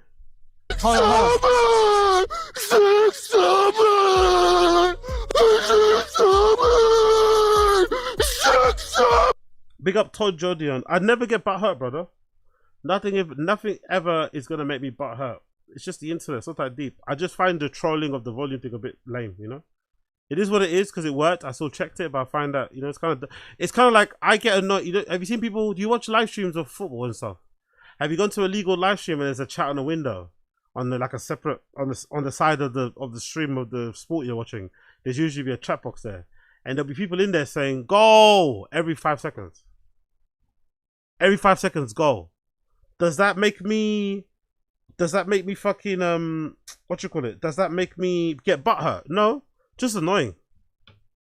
I never really get butthurt. I never really get butthurt. So yeah. It is what it is, isn't it? It is what it is. Is you're too old to believe cartoons are real like space travel is. What? Technically, aren't we already traveling in space now when we kind of when we whip around the moon? When people go to the space station and shit. International Space Station, isn't that technically traveling in space? Or do we have to go past a particular planet? If that's the case, I'm already doing it, innit? So I don't really know what you're talking about, brother. But yeah. I still like a bit of cartoons though. I'm really getting back into my comics, man. Really, really heavy. I'm gonna start buying some. I've been following the whole Absolute series, Absolute Batman, Absolute Spider-Man. Obviously, you know, fucking Comics Explained is fucking killing it. There's a few others I like as well. Like this guy called Danny Comics. But I'm gonna start buying some, man. I'm actually gonna start buying some to have in my collection. Buying comics isn't too bad, you know. Buying comics isn't fucking too bad. I love fucking buying comics. Big up Rich as well. Big up Rich, I see you. Well, go on, Rich. Big up Casual. Oh, hell no, I'm bad. Who else is here? Big up Gamebread. Rich, I see you. Casual, I see you. Everyone, big up everybody here, man. Appreciate you all. And if you thought this couldn't get any more absurd after this, then I hate to break it to you, but it does. What you're about to see and listen to, I think this guy's brain has actually melted, and I actually don't say that lightly. I'm also told that KSI was genuinely hurt when the sideman put a loser sign above his head after his defeat to Tommy Fury in a video. The friends said they often overstepped the mark. The boys put a loser sign above KSI's head after losing a fight he put his life into, which really affected him and was passed off as banter. Some of the boys were clearly pleased with the result because it would mean he would spend more time doing Sidemen videos for them. And the wording alone here kind of passes it off as him doing charity. This guy's ego is out of control. And I found a screenshot of what he's talking about. This is the crux of him essentially saying he was bullied. If I was being charitable right now, I would say that it's a harsh thing to do. But then you look at his track record and the way he's spoken about his own brother in the past, the way he's belittled him online, this is where it gets really absurd. Now, Deji, I'm going to talk to you like no one else will around you because I'm your brother. All I want is the best for you. I don't want anything from you. I don't need anything from you. He doesn't want anything except, the 10 million views from a conversation they could have had privately. Instead, he put him on blast in front of everyone for his own gain. Oh, no. It's interesting because KSI is one of the biggest, if not the biggest, he might be the biggest YouTuber in the UK, innit? Who's bigger than him? Pause. I can't think, but I think he might be like individually the biggest one. I think there's a girl here, innit, that's really, I forgot what the girl's name. There's a girl here that's really famous. But he might be the biggest, but I swear on my life, I swear on everything that is holy, I've never watched a single video of his. It's like Mr. Beast. No, Mr. Beast, I lie. Mr. Beast, I think I've watched a video. I think I might have watched one of those like, how many M&Ms can I fit into a Lamborghini type of videos. I think I might have watched that back in the day. I think I actually sat down, went onto his channel and clicked that video. I'm pretty sure I did one time. But it's really interesting how YouTube works, isn't it? On YouTube, you could have somebody as KSI who's super rich, incredibly popular on here, and he could just exist in his own little bubble and you have no idea what his content is like. You know of him, you know his face, but you have no idea what his videos are like, how it starts his videos, how he films them, what he says, how he edits. You have no idea what they look like. YouTube is so fucking big, man. It's literally it's kind of impossible to watch everything, isn't it? It's impossible. No matter how famous somebody is, it's impossible that you would know everybody on there. Your stamina is worse than Snorlax. All you need to do is survive, 2 rounds? And then we all know that you're gonna just do the knee for Black Lives Matter and then give up. Now, who's that other guy, Gamebred? You might know him. Who's that other, not Mark Goldbridge. I think the other guy I think is really popular as a oh, you know what? No, it's not really. I was thinking True Geordie, but not really. KSI is much bigger than True Geordie, isn't it? As a YouTuber, though. I'm thinking as a YouTuber. As a YouTuber. Obviously, Stephen Bartlett's doing great stuff, but he's got a podcast. I'm thinking as a YouTuber. Who's the other guy who's got the really big teeth? The one that fucking, that woman was meant to fight, or wanted to fight him. She's a singer. She threatened to you talk shit about me, come, I'll beat you up. She does like Muay Thai. I forgot her fucking name. Is it Ellie something or Annie something? She's a singer. But is it Matt? What's his name? He's got big teeth, blonde hair. He's got a show. He used to be a YouTuber, and now he does like a podcast. I forgot his name. I forgot his fucking name. Matt something, Alex something. But yeah, I think KSI is the biggest. The fact that I'm struggling so much to name somebody, I think is proof that KSI is definitely the biggest YouTuber in the UK. 100%. Up, fam. You put black people back 100 years with that loss. Now let me know what you'd pick: a loser sign above your head, or getting berated online in front. Big up Casual Bever, yeah. Big up Bever, man. Big up my guy Bever, man. I shall check him out soon in a minute. Big up my guy Bever. Big up my guy Bever. Hopefully he's not getting bullied in Marbella. I really hope he's not getting. Actually, what's going on in Marbella? Because HS TikTok's out there, isn't it? What's going on in Marbella right now? What's going on in Marbella right now? Who's up in Marbella? No, he's in Greece. Sorry, he's not in Marbella. He's in Greece, right? He's in Greece. Oh no, Oh, that's what they're doing. Okay.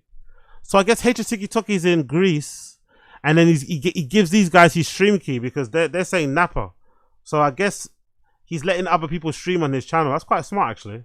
So I guess HS TikTok streams on some occasions on his channel by himself, and then he lets these guys do some things as well with him. So these guys are in Ayia Napa, it seems like they said, right? Ayia Napa.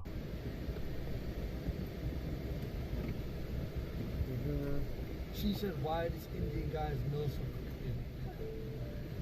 Oh, yours. Yeah. Who in the stream chat? Let me know in the stream chat. Have you watched a Mr. Beast video in full? Let me know in the stream chat. Mr. Beast, what did they say? He passed. What's the achievement he got the other day?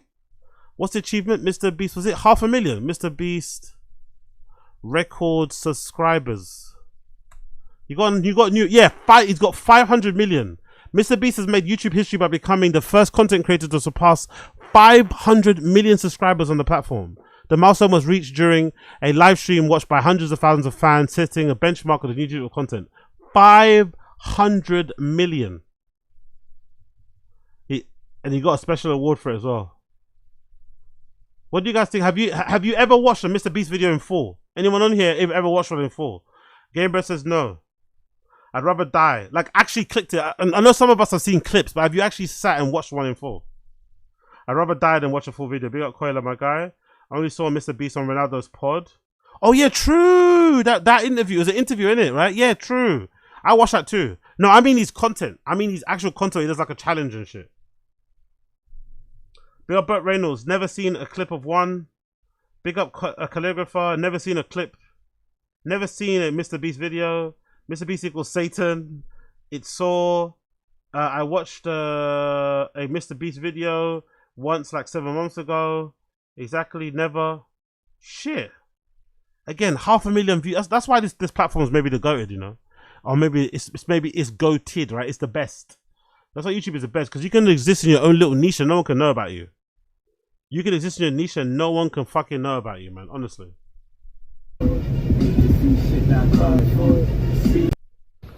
You know, we came that tranny to come here. Why she not here?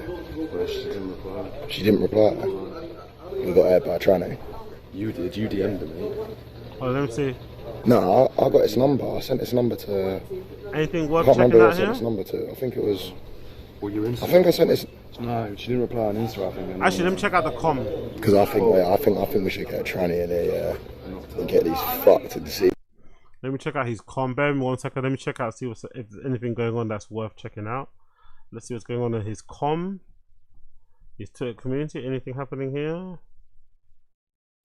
Got rid of a Northwest. What's this? Knobbed. Oh! What's the plan for tonight? Fucking hell. Oh shit, what's she doing there? I know her. Holy shit. What the fuck's she doing there? What the fuck is she doing there? I know that lady. HS Special Olympics.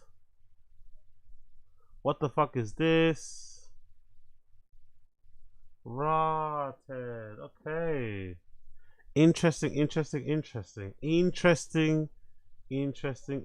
Swimming, speaking. Oh, Jesus. Jesus Christ. Me trying to swim in it. Me trying to swim. Come on, just jump in. Hurry up, just jump. I'm out. Hurry up, bro. Come on, just jump in. Hurry up, just jump. Jesus Christ. Okay. Boy, looks familiar. Okay. Nice little gap there. What the fuck? Let's see what's going on here. Bear with me a second. Can you do anything? Bloody bee, bada boom. Where's all the clips? Where's all the fucking clips? No good clips here, no? Okay. Huh? Too good for this. I'm a bougie ass bitch. I've got to get out. I'm crazy, you know. I need to get out this house. I'm too good for this. I'm a bougie ass bitch. I've never needed a manager. No one for nothing. I've done it all on my own. Tell HS I don't need him for nothing. I get my own clout. I'm on holiday. I get bare views. I make thousands of pounds. I ain't getting nothing out of this. I'm off. Please, I'm sorry. Please get me a taxi so I can get the fuck out right now because I'm too mental. I need to go. I'm bipolar. Been in a mental hospital twice, darling. Do you want my room? I want to go. It's one bed in my room. Yo, listen, this is around. I don't want no fucking alcohol around me. I'm too mental. I need to go. I'm bipolar. Been in a mental hospital. I love the UK. I love UK content. Why do UK content creators and streamers seem a little bit more cracked out than you guys? What's wrong with us? Why do we just appear more cracked out? You know, I don't know why it is. Bless her though. Bless her. Why do we seem more cracked out? I wonder why we seem more cracked out for a certain extent. Who fucking knows? Let's see anything else on here I want to check out. Jesus Christ. How isn't a preparation performance on this tour? Give us a clip. No good clips here. Where are all the fucking good clips? Where are all the good fucking clips, motherfucker? No decent clips. Okay, cool. Let's go back to a kick then. Any clips on here?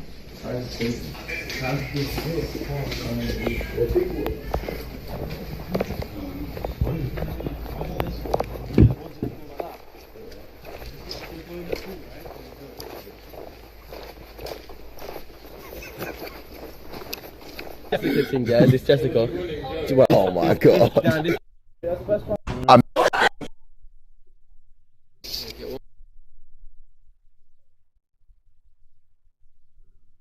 Cool, let's move on. Let's move on. Let me see what's going on. Oh, let's go on the Instagram. What's going on the Instagram? What's this? A new post with the mum? Jesus Christ, Slojo's mum, bro. Slojo's mum. Jesus. God damn, mumsy. God damn. Let's check it. Oh, this. Okay, I guess it's her mum's birthday, right? I guess it's her mum's birthday. But yeah, fair play to this lady, bro. Fair fucking play. Fair fucking play. The baby looks exactly like Brendan, doesn't it? The doll looks exactly like, but she got Brendan's cheeks for sure, innit? Like, baby looks exactly like fucking Brendan. Got exactly Brendan's fucking cheeks. Cool. Hey, what? I'm sure this is gonna be a post about her mum, right? Yep. Watching World Cup. Billy girl. Hi, sweet girl. Mum is super self-conscious, isn't it? Look at mum fixing her stomach. Billy girl. Hi, sweet girl. Mumsy super self-conscious, huh? Interesting. Jesus Christ.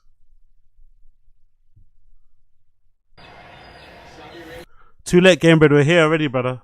Too late, Game Bread. We're here already, bro. We're here already. We're here already, bro. We're here already. She's showing some things that she's buying, trying to be an influencer, I guess. Oh, more room. Look, they've utilized the room already. Look at this. They're utilizing the room already. They're utilizing the room. They're using the more land. They're utilizing the more land. Look at this. The land is coming into use. The land is finally coming into use. Hut. Yeah, get up here, Pete. Yeah, go. I'll take. Good job, Dodgers. Fucking hell. Kid's looking slow, man. I don't know if Brendan's been running into the ground. The kid looks like he needs a break. The kid looks like he needs a break, man. The kid looks like he needs a break, bro. The kid looks like he needs a break, man. The kid looks like he needs a break. Let him go get a fucking juice or something. Let him go get a juice. Let him put his face into some ice. He looks lethargic as fuck. Is he that slow? Or is it because Brendan's working him really hard? Hut. Yeah, get up here, Pete. Yeah, go. I'll take. Good job, Dodgers. Kid looks like he's about to die. Kid looks like he's about to fucking die, man. Be chill with him, Brendan, man. Give him a break. Cut the kid some slack. Jesus Christ, he's a child. Dodgers. But cool, I guess that's what we saw there a little bit. I don't know if that's a new house though. It looks a little bit different. Is that the new house, you think? Do you think that's a new crib? Is that the new crib? Or is this or is this her mum's house or something? That might be a new crib, you know? It looks really big. It does look really big. It does look fucking really big still. Okay, cool. What's Brendan doing? Obviously talking shit on here. What's this about? One of the biggest upsets. Okay, cool. I don't care. Can you imagine Justin Gaethje? Okay, putting Rogan clips on there is fucking hilarious. What's he saying on his stories? Football season's upon us, of course. Pre-workout, pre-live chat. Cool. What's Brian Callen? Oh, Brian Callen talking about Elon. I'm not gonna play that. What's Brian talking about here? Brian, man, go look after your children, bro. Here's Brian complaining about something. Go look after your fucking kids. What the fuck is this guy doing? He's got kids under 5, you know. This 60-year-old geriatric guy has kids under 5 years old, and here he is spending his time ranting into a microphone about fucking Elon Musk is Fisher. Let's see what he has to say. Musk is a trillionaire. Oh, lovely, lovely. The sound is only coming out of my left ear. The sound is only coming out of one earphone, one headphone, because I guess Callan recorded it wrong. Callan somehow fucked up the recording. Callan somehow found a way to fuck up recording into his phone, and you can only hear the sound through one headphone. Great. Never change. You're doing well. You're doing great. As Logan said to Brendan that time, you're doing great. Let me tell you, that's $1,000 billion. Do you know how long a trillion seconds is? It's about 32,000 years. I like Elon Musk. But you ever feel like there are things about your culture that just bug the shit out of you and you can't figure out what it is? I think what we're suffering from is something called extreme individualism. Like, it's all about self-optimization. Aren't you all about yourself too? Gee, look at those teeth. Aren't you all about yourself too? Isn't that part of your problem? Aren't you all about yourself too? You and your gang of comedian friends.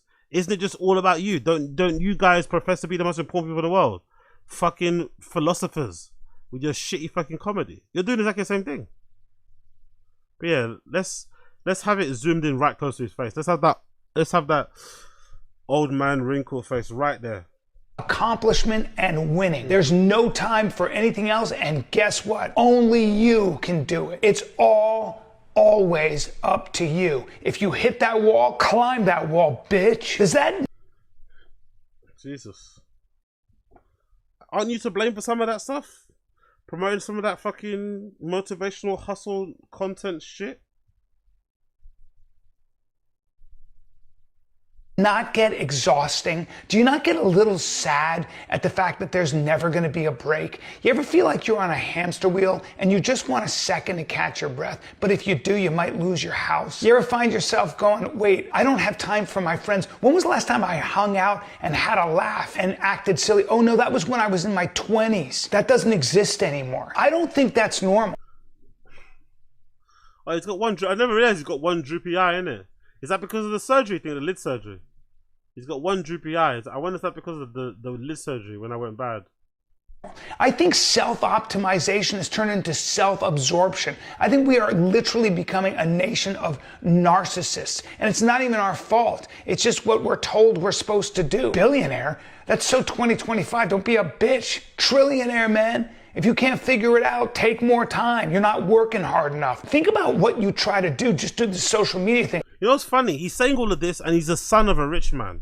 He's saying this as he grew up as a rich kid. Never had a single real life job except for that accounting job, or whatever he did for one summer. He's talking like he's a regular working class, middle class guy. He's not. His dad literally set up Citibank in the Middle East. His dad was literally in charge of rolling out Citibank branches in the Middle East. He's like, he comes from money, you know? Like, what the fuck are you talking about, bro? You're not that guy. I like trying to act like he's the average Joe, like you're just like the average American. No, you're not. You're definitely not. Is it going viral? How many clicks? What does that mean? I don't even know what that means anymore. I think our value... You should know what it means though, innit? You're still trying to do comedy. Like, it's not, I don't think it's cute when you do content to say, I don't know what anything means. You should know what engagement means. You should know what virality means. You should know how to game the system. You should know about algorithms. You should know these things because this is it's your job. You kind of are required to know it. Like, saying you don't know it isn't that cute. I don't think so. Saying you don't know it isn't cute. Value system is so skewed, and I know it's naive to say let's go back to living in villages, and I'm sure it came with its own headaches, but man, I think they knew something we didn't. And I don't think all this progress is making us happier. It's definitely not keeping us connected. When was the last time you saw your friends? I don't know. I think we need time. Do your friends still talk to you? That's the real question. And I'm loyal to a default. Well, go on. Appreciate your hustle. No worries, brother. Thank you so much for the donor. I appreciate it, brother. Thank you so much for the donor. Thank you for the donor. Big up Freddie. Appreciate it, brother. Thank you, Freddie. Appreciate you, bro. Thank you, Freddie. Thank you, Freddie. You're a legend. Thank you for the dono. That means the world to me. Time to do nothing. So Elon Musk is a trillionaire. Let me. Oh, shut up, Brian. Shut up. What else is going on here? What's he doing over here? Brian's trying to make. Is that, oh, I guess that's his nephew, right? I guess that's Brian Callen's nephew that he's always talking about. I think that is. I think that's Brian Callen's nephew that he's always talking about. Cool. I was doing a show. I think he's trying to do comedy as well. There's Chin. No update on Chin, by the way. What's Chin doing? Any update on Chin? No update on Chin because he's never doing anything. And that's Mr. Beast. So let's get rid of Mr. Beast. Let's go on TikTok. HS Tiki Toki. What's he doing? HS Tiki Toki. What's he doing? Anything? Actually, let's do that. Bear with me a second here, people. Bear with me a little second. I have some double checks. Anything I'm missing out on here? Missing anything? I'm missing anything? Missing anything or no? Or is it all done? Probably it's all done, right? Let's see. Anything here? Nope. Unfortunately. Dude, everything they eat, bean cheese. Big up unknown cat. Appreciate you, brother. Thank you for joining. Big up unknown cat. Appreciate you. Big up unknown cat. Appreciate you, brother.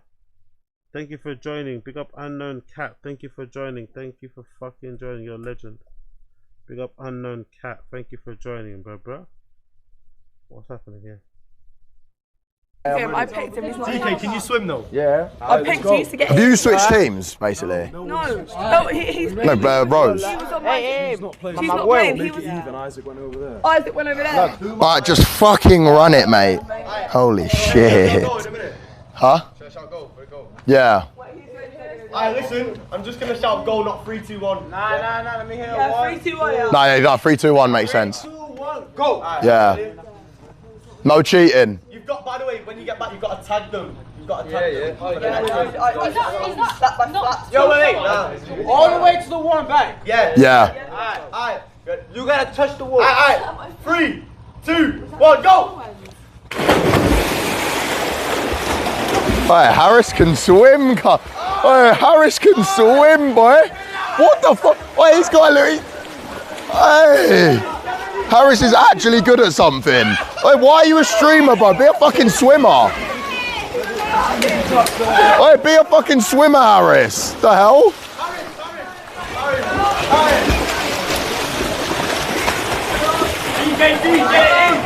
Alright, go on, BK. Oh, fucking hell. When I get when my arm is fully fixed and I can fucking move it correctly, I'm probably gonna learn to swim as well, don't I? I should probably learn to swim too. When I fucking can fully extend my arm again. Swimming looks like it's fun, man. Looks fucking fun as fuck.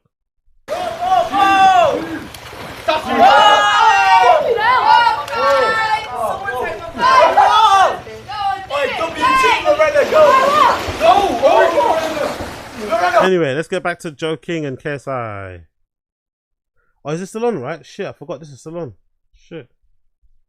Like, there's no business. 155 is... You'll never see me at 170. He needs to be... Icon1219. Hey, brother, showing love from Tucson, Arizona. Long-time listener, first-time caller. Me and my wife love seeing that you're doing more content with you and your wife together. I know. We've been so busy we haven't been able to shoot anything together, but we're on it. Thank you, man. Relax, honestly. CBD Rodriguez, we don't need to see the videos because it's viral enough. We know what you're talking about already. CBD Rodriguez, the point is your takes, not the videos. Facts.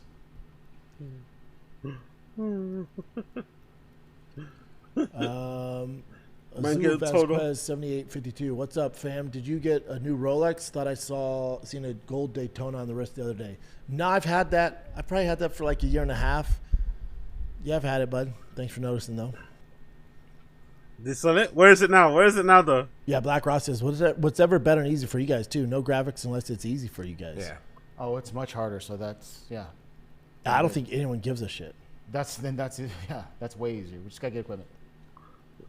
Chin is much. Is it harder though, Chin? It's much harder. It's much harder. Chin crying about having to do actual work. Chin crying about having to do actual work is crazy. It's much harder. Yeah, that AC is on blast. You're right. Oh, they don't take off the fucking sound, do they? He doesn't do the filter on here, does he? Chin doesn't take out the fucking aircon noise, isn't it, on here? Yeah, you can hear it. Yeah. Big Tone 707. Do you feel like there's parallels to Justin Elliott and Nate Connor? Two guys on top of the world who met a durable, tough guy who won't back down, keeps coming. Yeah, 100%. 100%. They're too big. Their power wouldn't translate, and they're really durable, and you can see them just kind of melting in there. Gemma CR, on the recent Two Bears, One Cave, Bert and Tom talked about having a funeral or having a celebration of life. Which would you choose? Celebration of life. Yeah. Like a party, but I'm still there in the casket, but also embalm my body where I'm like, you know?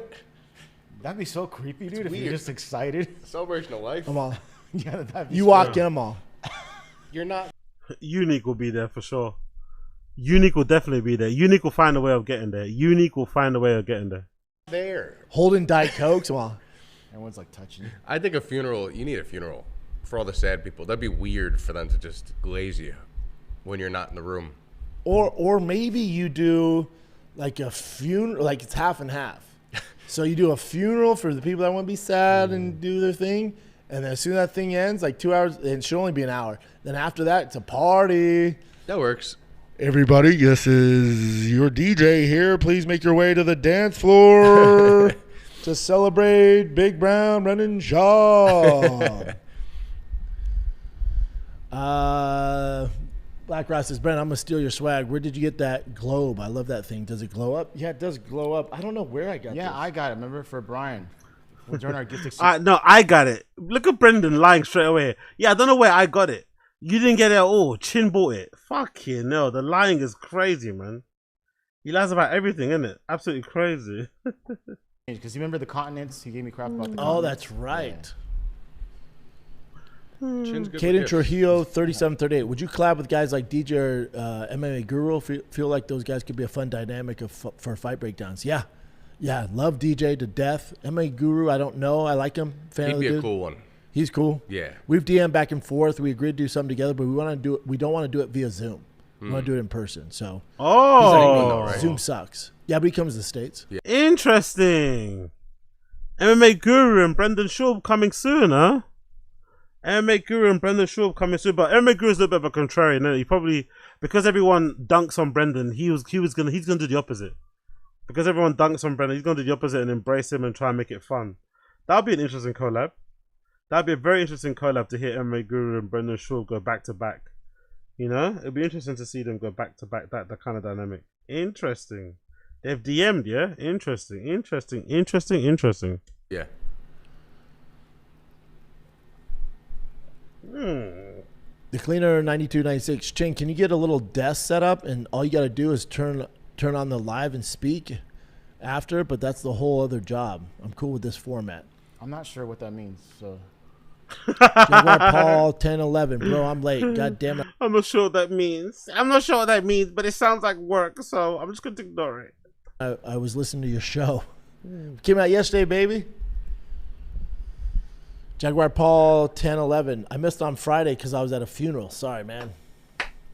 Slow Fit 9735. Don't mean to pry. Don't feel obligated to answer, but heard on the Josh Thompson fighting the kid, you and Brian haven't been to each other's houses.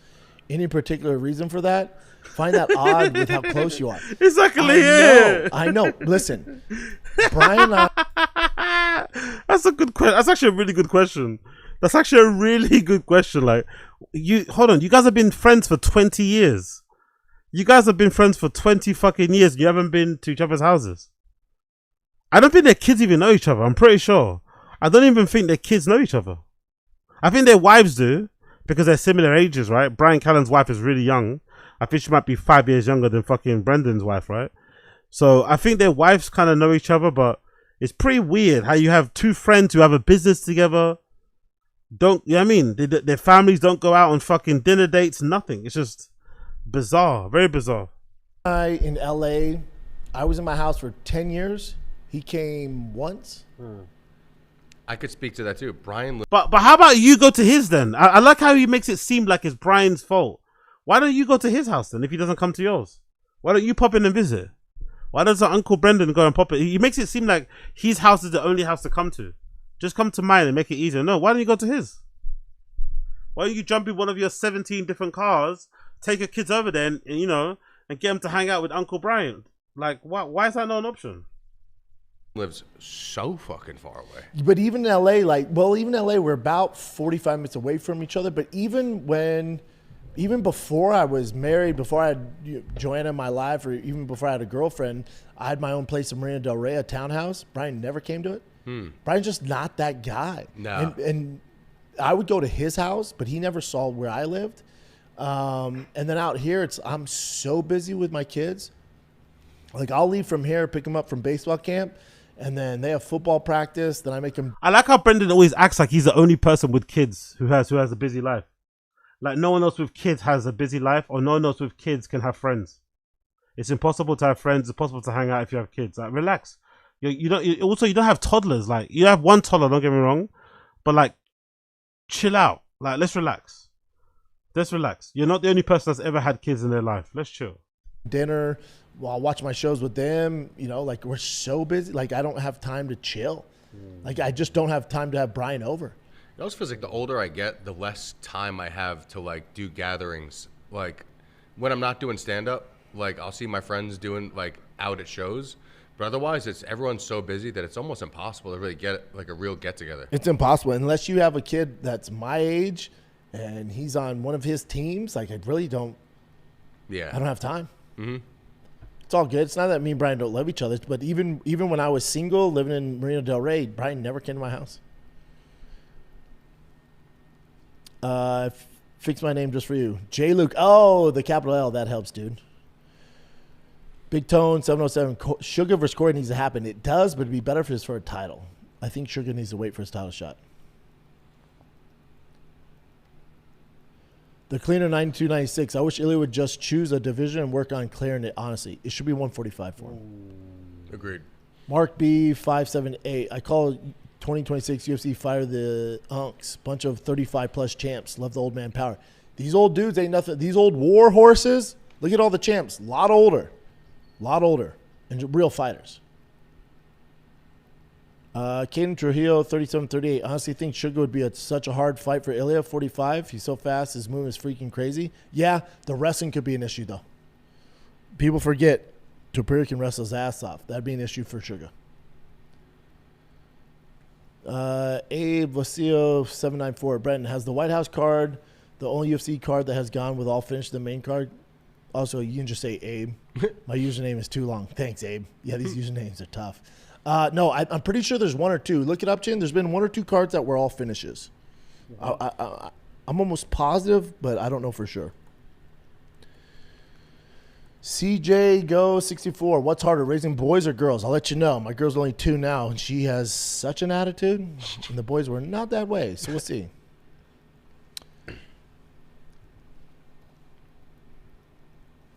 There you go. So UFC Fight Night, Rockhold Bisping 2014. We call it the perfect card. All 11 fights on card ended in a finish. Wow. Mm-hmm. Santos versus Hill in 2022. All finishes. Okay. And then UFC Freedom 250. Yeah. So what I said, 1 or 2? 2. All right, boy. Still got it. Dice Game Network. Brendan, you still watching 1,000-Pound Sisters? No, I'm over those big bitches. My girl and I call soda and sodies now because that show Sodies. I know. They were funny, but then they got on Ozempic. I liked them when they were fat. It's not funny when they get skinny anymore. Then you're just watching like two rednecks. Like 2 saggy rednecks. Yeah, like gossip. I'm like, no. It's funny when you're fat and sweating. Yeah. Saggy rednecks. They're saggy now. It's weird. Matthew Reiser, can we get Tim Kennedy back on? Not sure if he still follows UFC, but he would be cool to see you two break it down. Yeah, he doesn't follow it like I do. That's what's weird is like a lot of guys that used to fight or did UFC content, they don't follow it like I do. So you have to follow it like you do because you don't do comedy. That's why. You have to follow it to this level of output. He's going this hard with the UFC stuff because he has nothing else to talk about. And obviously he needs the money as well. So he's hustling. He's doing his job. Well done. Grinding for your family. But that's the only reason why he's hustling to this level. Because he kind of has to.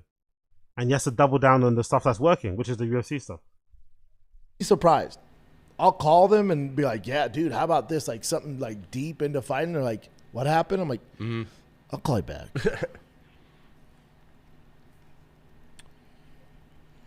Dark Heyoka, we're used to 2 episodes a week and Schaub Show. All the extra content you're putting out now is more than enough. I love a live TVAK would be dope, but we don't need it. I need a live every aspect of your life. Yeah, I feel you, dude. Thanks. You missed the one about the tribute. Too much. This is too much, Brendan. Basically telling you to please limit your amount of content, mate. We see your face too much, please. Show. They enjoyed us trolling Brian. Oh, that was funny. For the record, I gave Brendan. I wrote down all the answers on the paper before just to piss Brian off. And Brian was pissed. Yeah, we got to think of another way to troll Brian. Yeah, we'll figure it out. Slowfit9735. Question for all 3. Anyone have any pets? You have a dog, man, Donnie. He's running me nuts now, though. I have no pet right now. It's so hard. No pet. Chin has no pet, no plants, no girl. I lost Nick mine has in a the girl, no pets, no plants. Yeah, I lost have mine in the plants, breakup. kids, girl, and a dog. And we were going to get another one, but this little fucker's giving us a run for our money. Pissing you off? What? What's Donnie doing now? She doesn't listen. And I don't like small dogs. My wife got him. She tricked me. I was like, he's a regular golden doodle, right? She's like, yeah, he comes. He's miniature. I'm like, he's God a sweetheart. Damn it. Now, He's cute. My last dog was a miniature dachshund, and I was at pit bulls growing up. Me and too. Then, like once I grew into it, I was like, he's the best. But Donnie's super loving and like doesn't have a mean bone in his body. The kids love him. He sleeps with the boys. What's wrong with cool. him? What's Keep wrong shit with in the dog? house, though. Fuck you know. Drives me nuts. Azul Vasquez 7852. Whatever happened to that C6ZR1 you had in some that I was gonna get? Went and saw it with my boys. Agreed on money. Put it down deposit. Then the builders of it, my boys, I don't want to say who it is. The builders of it were like, "Yo, that 01 has some issues. Don't get it." I'm like, "What?" So they masked some issues. So I backed off. So he got scammed basically. He got scammed. He got scammed again. Oh my god! How many times has this guy been scammed? How many times has Brendan been scammed over the years? Jesus Christ, man! Like, figure it out, bro. You're always getting fucking scammed. I backed off. The C601's still my favorite Corvette, so I still want to get one. I'll find one. Oh, they're just finishing. That full Chris 247 says, Mr. Schaub on them picograms. Abe says, I saw on another MMA YouTube channel comparing you and Hokit. I think you're a better fighter so far. Hokit is early in his career, but all I know is you finishing that armbar. Wow. Yeah. What? Yeah, that's interesting. Interesting.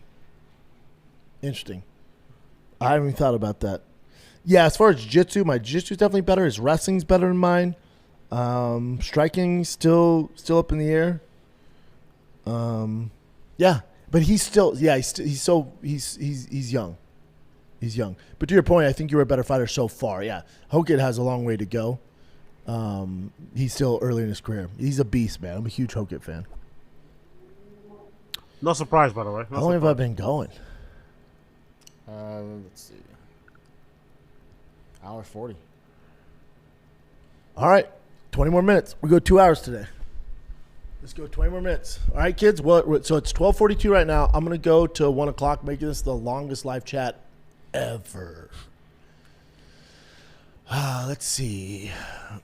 Black Ross says, Brennan, would you ever do another collab with Chael? As a fan of you both, I love listening to you both back to back because you guys have such different opinions. Yeah, I love Chael. Chael's one of my absolute favorite human beings. Whenever he wants. Caden Trujillo 3738. Why don't you guys all watch the fights together? Just schedule or just family time stuff? I feel like it makes sense to have you, Nick, and Chin all do live reactions. Exactly. Family. Like this last one, I rushed home for my son's baseball game right at 7 o'clock.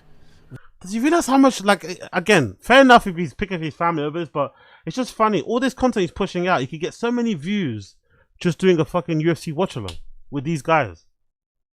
It's just such an easy thing to do. I don't know if it's laziness. Is he scared? Like, I don't know what the fuck he's worried about doing it. I don't know. Weird. He's like so against it. Like, no. I can't. My family. Was able to eat some dinner. Thank God I was delayed. And then I'm watching with my family, you know? Mm-hmm. The Holy Goalie 111. US 1, Mexico 1, Scotland 1. at the World Cup, then Freedom 250, best of all time. What a week. Yep. For the record, I think you should. I like people just saying their nicknames. Like you could just say Andrew, Caden. I just got to know their nicknames. Like the Holy Goalie, that's easy. Dylan D. Dylan. Let's be real. Sean ain't ever beating Marab or Nurmagomedov. Yeah, it's going to be tough to beat Marab for him. That's why I need Peter Yan to win it if you're a Sugar fan. Or he needs to go to 145. Patrick Martinez, do you ever have any fights growing up? What made you want to start? Also, did you know that you could whip your big bro Jay? No, never beat Jay. I beat him once. My record's like 1 in 5,000. I beat him when I was like 10. I didn't have a lot of fights growing up. It was mainly my brother, but I got in so many fights with my brother, but never any of that stuff. Always fighting. Dude says, Brendan called me Black Ross. That's my official name now. Sick. Nolan Snyder says, when Theo busted into fighting a kid as the Rat King is one of my favorite videos ever. Yeah, those were the days, man. Never again. TVG says, back in high school, they had a 1,000-pound club with 3 lifts, bench, deadlift, squat. What do you think you get right now with all 3 of those totals, you and Nick? I'd say probably around like 1,300. Yeah, I'd kill that now. I was part of that club in high school, by the way. Yeah, I'd do pretty well on that. Probably blow out my asshole doing the squat, but I could figure it out. Caden, the username thing, just say Caden. I had to add the done numbers to make it count. I'm with you, dude. Sorry, man. A live Q&A for the TFAT would be cool. You boys see a lot of love. Yeah, Thomas, maybe I'll finish, but all KOs, I doubt it. Yeah, true. Maybe the first KO, all KO card. That's fair. No submissions. One Genuine Truth says, Sweet Tooth is a good show for the whole family. What's it on, bub? Black Ross says, Brent, I always wanted to ask you if you ever heard of Stump the Schaub on ESPN back in the day. Yes, dude. He was my favorite. Thank God we didn't look anything alike, but Stump the Schaub was a great show. That motherfucker knew everything about sports. Yeah? You never saw it? Oh, yeah. This Saul? motherfucker knew everything about sports. Yeah? You never saw it? Oh, great show. That motherfucker knew. How do you add an L to Saul? I don't get it. I still don't get it. I will never understand how you can add an L to Saul. You ever saw everything about sports? Yeah. You never saw it? Oh, yeah. Bizarre. This dude knew everything. Bizarre. You try to stump him, this motherfucker knew everything about all sports. I feel like I've asked this 5 times, but have you seen Michael film? Oh, Michael Jackson? And that's from The Holy Goalie. No. No, unless they're going to get into all the dark stuff, I'm not into it. I need the real truth. It's like watching a JFK movie right now or a Charles Manson movie. Unless you can get into the real, I'm out, dude. I'll keep my ass on the internet in the dark arts. Damien Heron. Hey, man, been catching the pods for like 8 years now. Love to see your grind evolution. Have you heard the Mick podcast yet? With the mic. The Mike podcast yet? Okay, this is fucking boring. Let's move on. Go back to KSI. Under 10 million people. And again, he passed it off as banter, which is perfectly ironic. I've kind of got to thank him and his team at this point because he's making this too easy. It just is hilarious for him to posture on this at all. You remember how he was speaking to Tommy Fury after he got beat in the fight as well? You're a father now. You can't be constantly partying in the club while your missus is taking care of your child. You were hardly around during Molly May's pregnancy, and it seems that even after the child has been born, you're hardly around. Let's keep reminding Tommy that he didn't win that fight under his Instagram posts or Twitter posts or anything he posts online. KSI is just a class act. I can't believe the Sidemen put a loser sign over his head. And there's one last flashpoint too, because when KSI announced he was leaving, the Sidemen said the news came as a surprise, but friends of... Not gonna lie, is this guy not a little bit old to be covering this sort of information? Is Pops, or is he just young but looks very old? Isn't this guy a little bit too old to be covering this sort of stuff? Big up him though, big up him. But I don't know. KSI claimed he'd informed the group weeks earlier and believed that statement contributed to a massive wave of online abuse at him. Now, the Sidemen later clarified they knew KSI was leaving, but were surprised by the timing of the announcement. Now, whatever happened, it's clear this split was a lot lot messier behind the scenes than fans first realised. So yeah, at least we can drop the they're all friends narrative now. The level of ego you need to have to blindside your friends that you've worked with for like 13 years. And for them to respond in any way that isn't just like glazing you, you might need a stint in clout rehab because this ain't healthy. And I mentioned earlier that some of them did respond to try and pour like cold water on it to try and do a little bit of damage control. It is not all sunshine and roses. I have some serious beef with you, KSI. I didn't know the announcement video was going to drop when it did. I was getting ready for a paddle match. Next thing I know, we're on BBC News, my head's gone, and I lost the paddle match. So I will get my revenge on you in this life or the next. And he's trying to be as nice as possible, but even in that, he still says that he did get blindsided. And I think probably out of all of them, he cares the least, it looks like. Toby did also defend him, but I have a feeling that after that article, his opinion is it's going to change. Because even after defending him as well, he actually found out he got cut out from his latest video. I have some videos, I have a video recorded with JJ. I think even, did he drop a video today? Let me see. ASI. I haven't been home today, so I don't really know. Bro, I think I might even be in his video today. I don't know if I made the edit. Did I make the edit? Who's watched it? Did I make the edit? I wasn't in it. Oh, man. Cut me out. Should have said 6'7", mate. So it's a rookie mistake. I think these two clearly are the least likely to want to have public conflict. But the fact that Miniminter, Zerka, Bazinga haven't said anything public, and you combine that with the leaks that there were some really like heated exchanges behind the scenes. I think at this point, lads, you got to say something. Come on, do me a favour. At this point, I think maybe they don't even need to say anything more to him. I mean, the person he really needs to speak to is himself from 2019. End of the day, it's your content that makes people interested in you. If we put out bad content, eventually people aren't going to care about it anymore. Subscribers don't affect your livelihood, Dej. It affects your ego. I think it's a great point, you know. You look at what he's putting out now, and I think he clearly has the same opinion.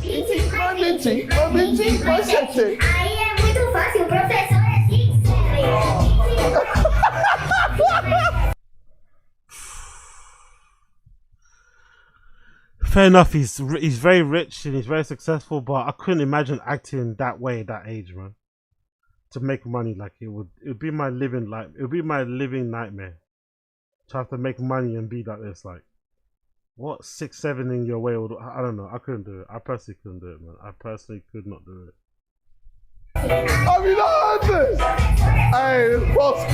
Start a family, bro. This has clearly been bubbling for a while, and I think people are fed up with it already. I think it's just insane when you do pose him against his 2019 self, because he has regressed. I don't know how you have an ego after regressing, but it has happened. I mean, how can I blame you for caring about numbers when I used to do the exact same thing? I used to be obsessed with how many subscribers I had, how many views I got on my videos, etc. I wasn't making videos for me anymore, and that's why I left in 2017. So after my break, I made sure I never focused on numbers ever again, and instead did everything for me. Clearly ended well. He is clearly making these videos for himself, and I think that's that. You just happened to bring this all out at a time when you were losing subscribers and your views were down. Everyone knows how badly you want to hit 10 million subscribers, to the point of you even faking getting the 10 million subscriber plan. Yeah, if this is how you want to do it, then I guess fine. And maybe in the end it's all ended up fine, although it does seem a little bit like his mum is kind of taking indirect shots. Good to see you. It's been more than 10 years overdue. Comments are not charitable in the slightest. Even on vacation, he still wears that bandana. And people did also notice he was wearing a Sidemen chain, so presumably this photo was taken a while ago. But his mum actually also responded to the article. Wow, I can understand if the humiliation came from outside, not from your own friends that have been together for over a decade.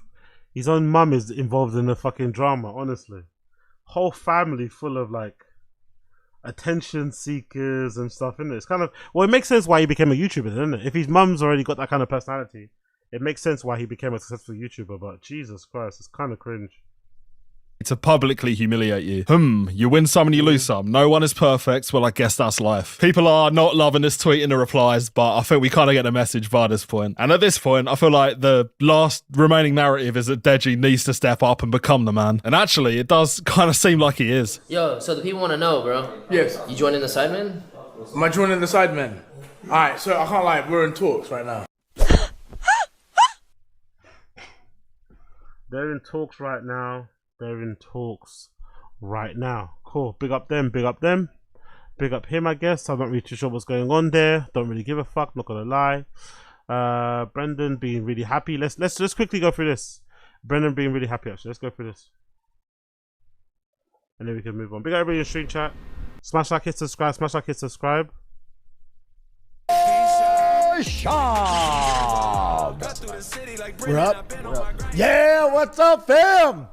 It is Cringe. Monday, June 15th at 11:15 a.m. Central Time. We're going live today. I think Mondays from now on will be live because the way we do it typically, as we've done in the past, is I shoot this around 9 a.m. before Fighter and the Kid. But Chin can't do Fighter and Kid and this, so the episode comes out on Tuesday. But now we do Tuesday live chats. So 2 episodes are dropping on Tuesday. It's not ideal. Also, it's not ideal that you guys are waiting for Tuesday for me to react to cards, especially one was on Sunday or on Saturday. So this is the fix. So on Mondays, we'll be live Big Brown regular episodes. And then Does Chin know about that? Is Chin just finding this out now, or did Chin know before? I wonder. Is Chin finding out about this just now, or did he know before? Tuesday's a live chat. Thursday will be regular Big Browns, and then Friday will be the live chat. Boom! We figured it out. Sunday's all Q&A fan questions. So that's what we're doing now. Oh, dude, I could not wait to come in here. I could not wait. Am I tired? Yeah, a little tired. Did the card end at midnight? Yeah. Do I care? No. I sure don't. Dude. I feel like a freaking kid on Christmas, dude. I feel like a kid on Christmas. Also, my baby girl's a little sick, so she keeps crying through the night, so got extra no sleep. All good, dude. You can't rain on my parade. You can't rain on my freaking parade, baby. Where do we start? Man? Oh, my kiddo I posted this that might be the greatest Sunday in my life. I don't think it will ever be topped. Oh, relax, man. Oh my God, cringe. What the fuck is with this glazing? Like, chill out. It was an okay card. If anything, the production was more impressive. The fights maybe were kind of like cherry picked so that they could get fucking good finishes. Let's relax a little bit. The production was very, very impressive. Let's relax a little bit. I don't think it'll be best in my life. Like, shut up, man. Oh my God. Oh. My kiddo, he's Exhausting. on the Austin All-Star team. He had Austin All-Star team. Yeah, I'm sure he is. 2 games. I'm a coach on there. He had 2 games. He won both games. He cooked. Had some double plays, had some dingers, had some great catches, caught some fly balls at 6. You know how big of a deal fly balls are. That's his thing. He won both games. It was hot out. But we got the schedule. On Thursday that said there are going to be late games on Sunday, 3:30 and 4:30. I'm like, oh, why would you give us the late games? So in between games, I went to the ump. I'm like, listen, I know we got a schedule to keep, but there are some rain, so we should start early because the UFC White House is tonight, right? We're all familiar. So she's like, no, I know. We'll try and start as early as we can. They started early. Your boy rushed home. Got delayed an hour. But it wasn't even delayed an hour. It looks like God's on our side because there was a storm on each side, but it just went around the White House. It was like this horrible storm. It was coming, and went, not today, Satan, and opened on up. I'm so happy. Wow, It is hands down. This isn't exaggerating. This isn't overreacting. It's not. You are overreacting. You are exaggerating. You are being overly glazy. I guess trying to get back into their good graces. I don't know what the fuck you're doing. This is fucking cringe. What a comment saying, by the way. Am I the only person saying this? We just watched Rocky 10, Mike Chandler, the fights and the setting, the event. You can act like you didn't trash the card and announcement. It couldn't have been better. Exactly. Bro was completely hating on UFC fight card and UFC in general for like a month. Exactly. No matter what happened, Brendan's like, what did I tell you? Let's talk about the Marines band, the covers, flights were entertaining. The last person that Justin beat with Paul that bad was Tony Vegas, I was thinking. It was epic event. I knew you were going to be so hyped. I was too. I couldn't sleep. A few months ago, this guy was saying MVP will do better numbers, speaking down on the card. Now he says all this. Come on, dude. Exactly. So fucking fake. Oh, prisoner of the moment. That was the single greatest sporting event in human history. Oh, shut up, man. For one night. Let's go through it. Oh my fucking God. This fucking guy, man. He's you know what? I'm gonna skip this. He's doing my nutting. I'm gonna go to T-Fat-K. He's doing my fucking nutting. I can't do this. He's pissing me off too much. I can't do this. Let's change something else. The LARPing epidemic. I've said memeless. Let's switch. I can't do this. He's pissing me off. I'll do it later.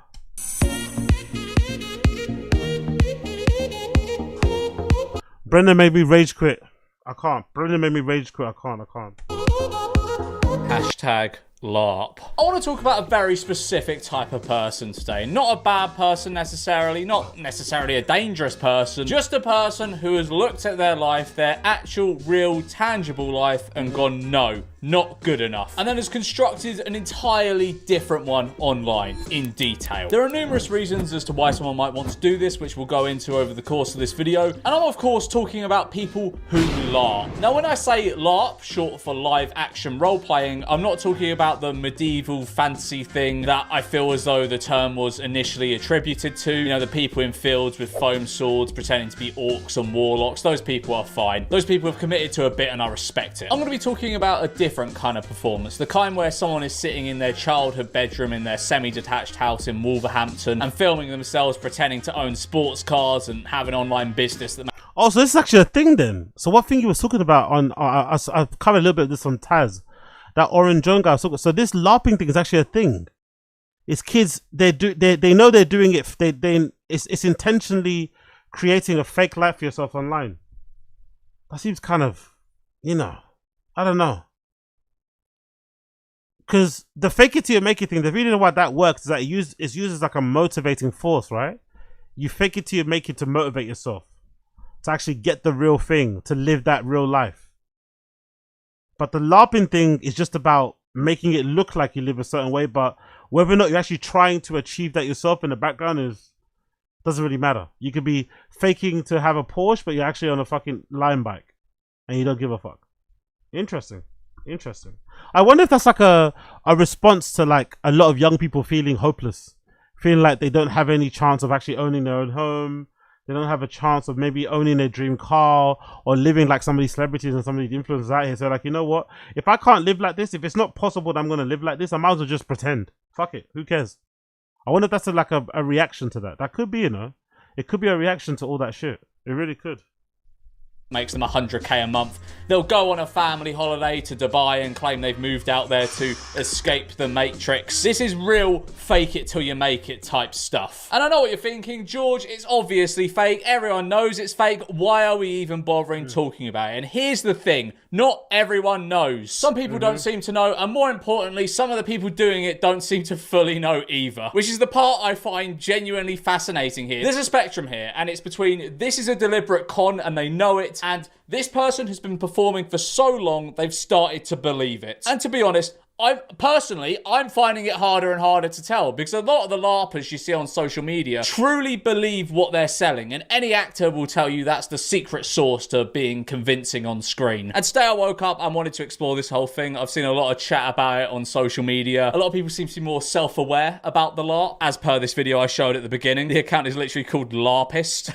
It's just all videos of like sports cars and stuff. I'm guessing they don't know. Well, actually, they definitely don't know. They're a self-confessed LARPer. From what I can tell, there are 4 different types of LARPer when it comes to this sort of subsection of LARPing, because there are other types of LARPing. There's the sort of like performative LARPer, like someone who portrays themselves to be a big fan of something that they're actually not, just to kind of get social clout. There's of course like the fantasy warlock LARPers that go out into the woods and whack each other with foam swords. And there's loads of other types of LARPers, but we're specifically talking about the sort of, you know, financial guru LARP here. Type 1, the renter. This one seems to be the most common. The renter is someone who isn't rich but has access to things that look expensive for a limited window of time. Hired cars is a big one. You can rent a Lamborghini for a day for like a few £100 to maybe £1,000. And for that money, in a day, you can film months worth of content. You film yourself getting into it, you film yourself getting out of it, and talk about day trading or YouTube automation or something. You film yourself driving. That's true. All you got to do is take a different t-shirt, innit?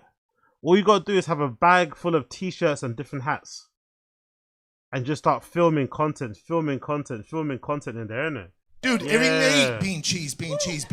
Yo, big up High Def. 5 gifted membership. Appreciate you, brother. Big up High Def. Appreciate you. You're a G. Big up Blood Clot High Def. Appreciate you. Thank you so much, bro. Big up Blood Clot High Def. Dude, You're every a fucking night. legend. Bean cheese. Like.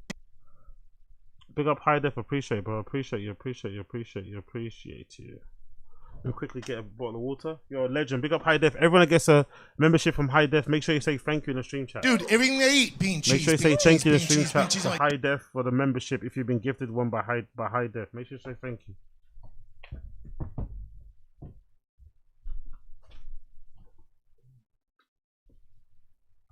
Dude, everything they eat, bean cheese, bean cheese, bean cheese, bean cheese. I'm like,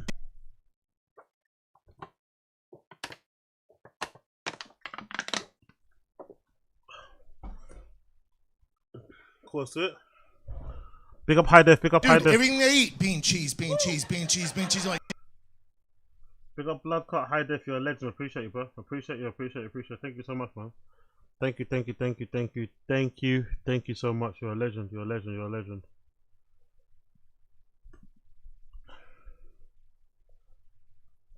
Driving it, though never quite long enough that you actually have to pay for fuel, of course. You film yourself parking outside a place, is standing next to it, standing just in the vicinity of it. And then the car goes back to the rental place, the videos stay up, and the comments are full of people going, living the dream, mate. Hotels is another big one. You know, book the nicest room you can afford and film everything. The lobby, the bed, the bathroom, the view out the window. Act like this is just, you know, it's just like a normal Tuesday for you, and you just live the entirety of your life like this. Post each individual bit separately over several weeks, making it look like you're constantly in different hotels, Yeah, that's what people used to do in the past. I don't know if they still do it, but people used to sometimes, they go on vacation, they'll just take loads of pictures. They won't ever update anything live while they're there, but they'll start posting stuff when they're back, slowly on their stories.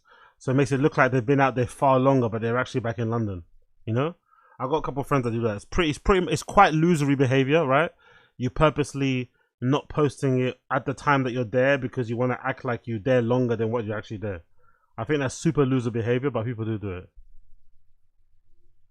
Constantly traveling. The renter is usually at least somewhat self-aware. They know they're doing a bit, but the bit has a commercial logic to it because enough people believe it that it generates followers, and followers generate money from brand deals and, you know, selling courses or whatever the fuck. And the money from those funds more rentals. It's a sustainable model, which is deeply weird, but it makes sense. And really, that's the whole point of LARPing in this way, to present this image that you're rich and you're the absolute bollocks driving around in sports cars and staying in £1,000 per night hotel suites. Because that in turn, over time, as your follower count grows, will make people believe you're Mirage and buy whatever product or course you're selling. Because, you know, it worked for them. They're staying in £1,000 per night hotel suites every day and they're driving fast cars every day. Work for them, surely it'll work for you. Then we got type 2, the borrower. Slightly darker than the renter. The borrower uses other people's wealth as a backdrop for their own content. You know, friend with a nice house, film there. Cousin with a sports car, borrow it for a video. Gets invited to an event in a fancy venue, film the venue extensively and imply you're a regular. The borrower is noticeable because they're not even spending money to fake it, they're just leveraging their proximity to fancy things. Then we got type 3, the Photoshop / AI millionaire. This one's specifically a social media phenomenon. I mean, most of them are kind of social media centric, but this one only exists on social media. And it's fascinating because it requires a completely different skill set. Instead of sourcing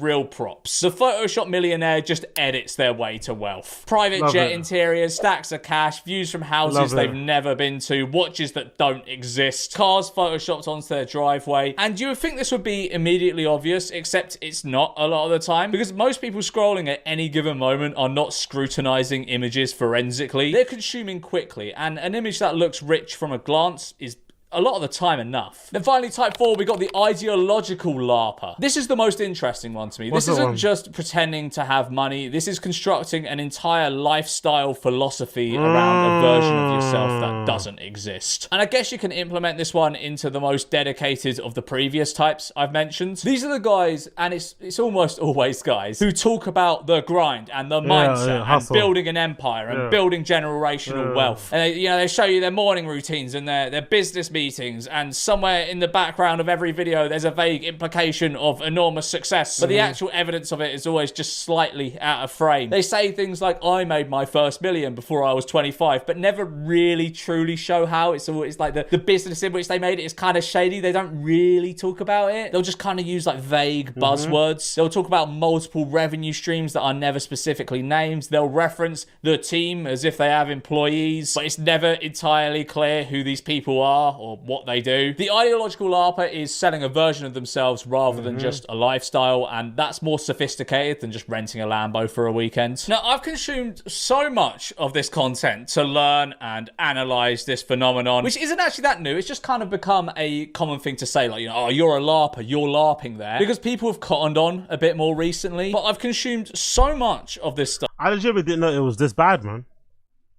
I legitimately didn't know it was this bad. I legitimately didn't know it was this fucking bad that people were going in. It's fucking crazy. I didn't know it was this fucking bad. Honestly, it's so fucking wild. Like, regular life must be so horrible for most of us. Like, that's the really sad bit about this LARPing thing. It just proves that people are really suffering out there, man. That's what it proves to me. It proves to me people are really suffering out there. Like, their regular lives are so shit. They're having to construct this whole entire life. That's why I think once they figure out, like, if stuff like Grand Theft Auto ends up being as good as it looks, there will be people that get lost in that, you know? They'll just rather just live in that world than live in the real world, because the real world fucking sucks. At least you can be someone, yeah, in the fucking digital world, in the gaming world. It's kind of wild, but bloody hell, man. Bloody hell. But I wonder how you stop being that black-pilled. How do you become hopeful when the actual things in the real world are kind of bleak? You know, the possibility of you owning your own home isn't high. The possibility of you getting yourself out of poverty isn't high. The possibility of you finding somebody to settle down with isn't high. The possibility of you having kids isn't high. Or, you know, being able to fucking afford to have kids isn't high. The possibility of you living in the place that you really want to live isn't fucking high. Like, you have to just make do with with whatever you're given. You have to just make do with it, you know? Dreaming is like, oof, you start dreaming, shit gets dicey quickly. You start dreaming, things get dicey real fast. Ugh. I wonder, people in the future, let me know, how do you stop being black-pilled? How do you keep yourself optimistic? Because these LARPers, I feel like, are just people that are just fed up with the real world. Let me know in the stream chat, how do you keep yourself hopeful, optimistic for the future, despite your surroundings maybe not telling you so? Stuff that my Reels tab now only serves me LARPers. I get nothing else anymore. Yeah, I mean, literally, as soon as I open it, it's a guy showing Shopify notifications. What we got next? You just need to get back in like a routine a bit more, otherwise your business is going to keep going down. So you need to remember. Yeah, great advice, man. Yeah, no shit, you need a routine.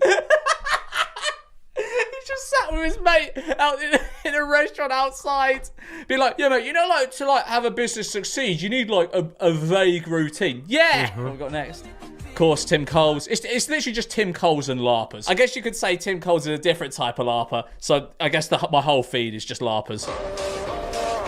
Yeah, drop shipping. An average life disgusts me to my bone.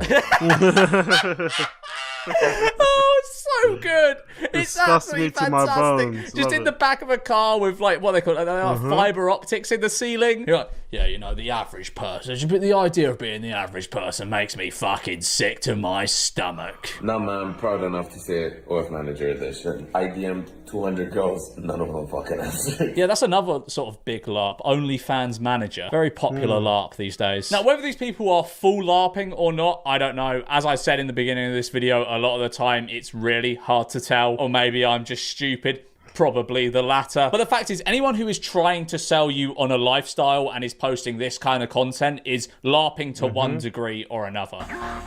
Oh man, it's Luke Des! Oh, I haven't seen Luke Des in a while! Oh, he's my favourite LARPer. He's like one of the founding fathers of the LARP.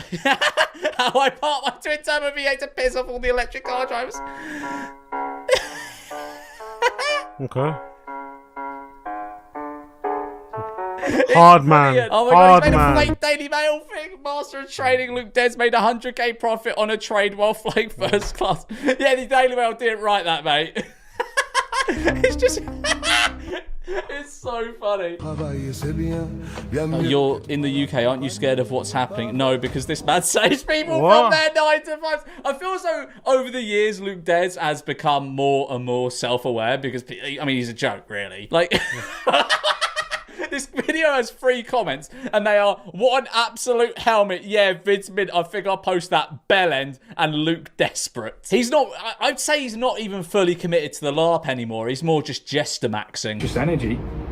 You'll never be broke again. I promise you. 24-year-old entrepreneur that made £20,000 in a day exposes how to matrix proof yourself. What does that even mean? Matrix proof. What does that even mean?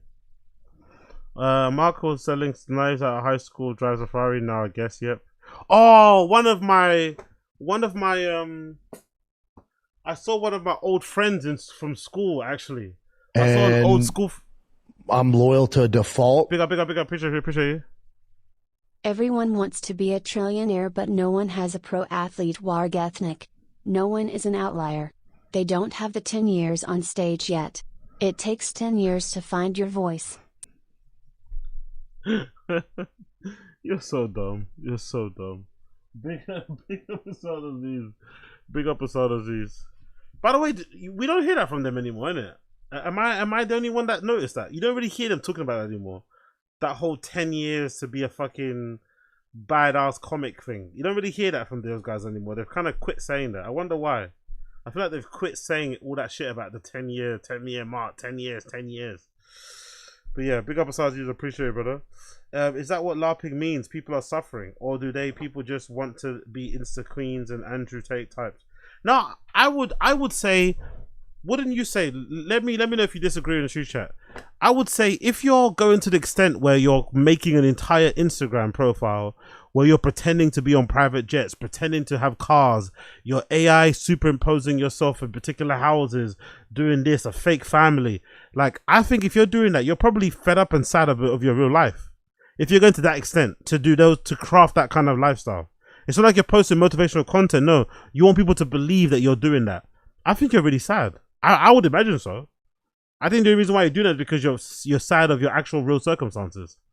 You want better for your real life, but it's not that great, so you're constructing this fake life on your profile.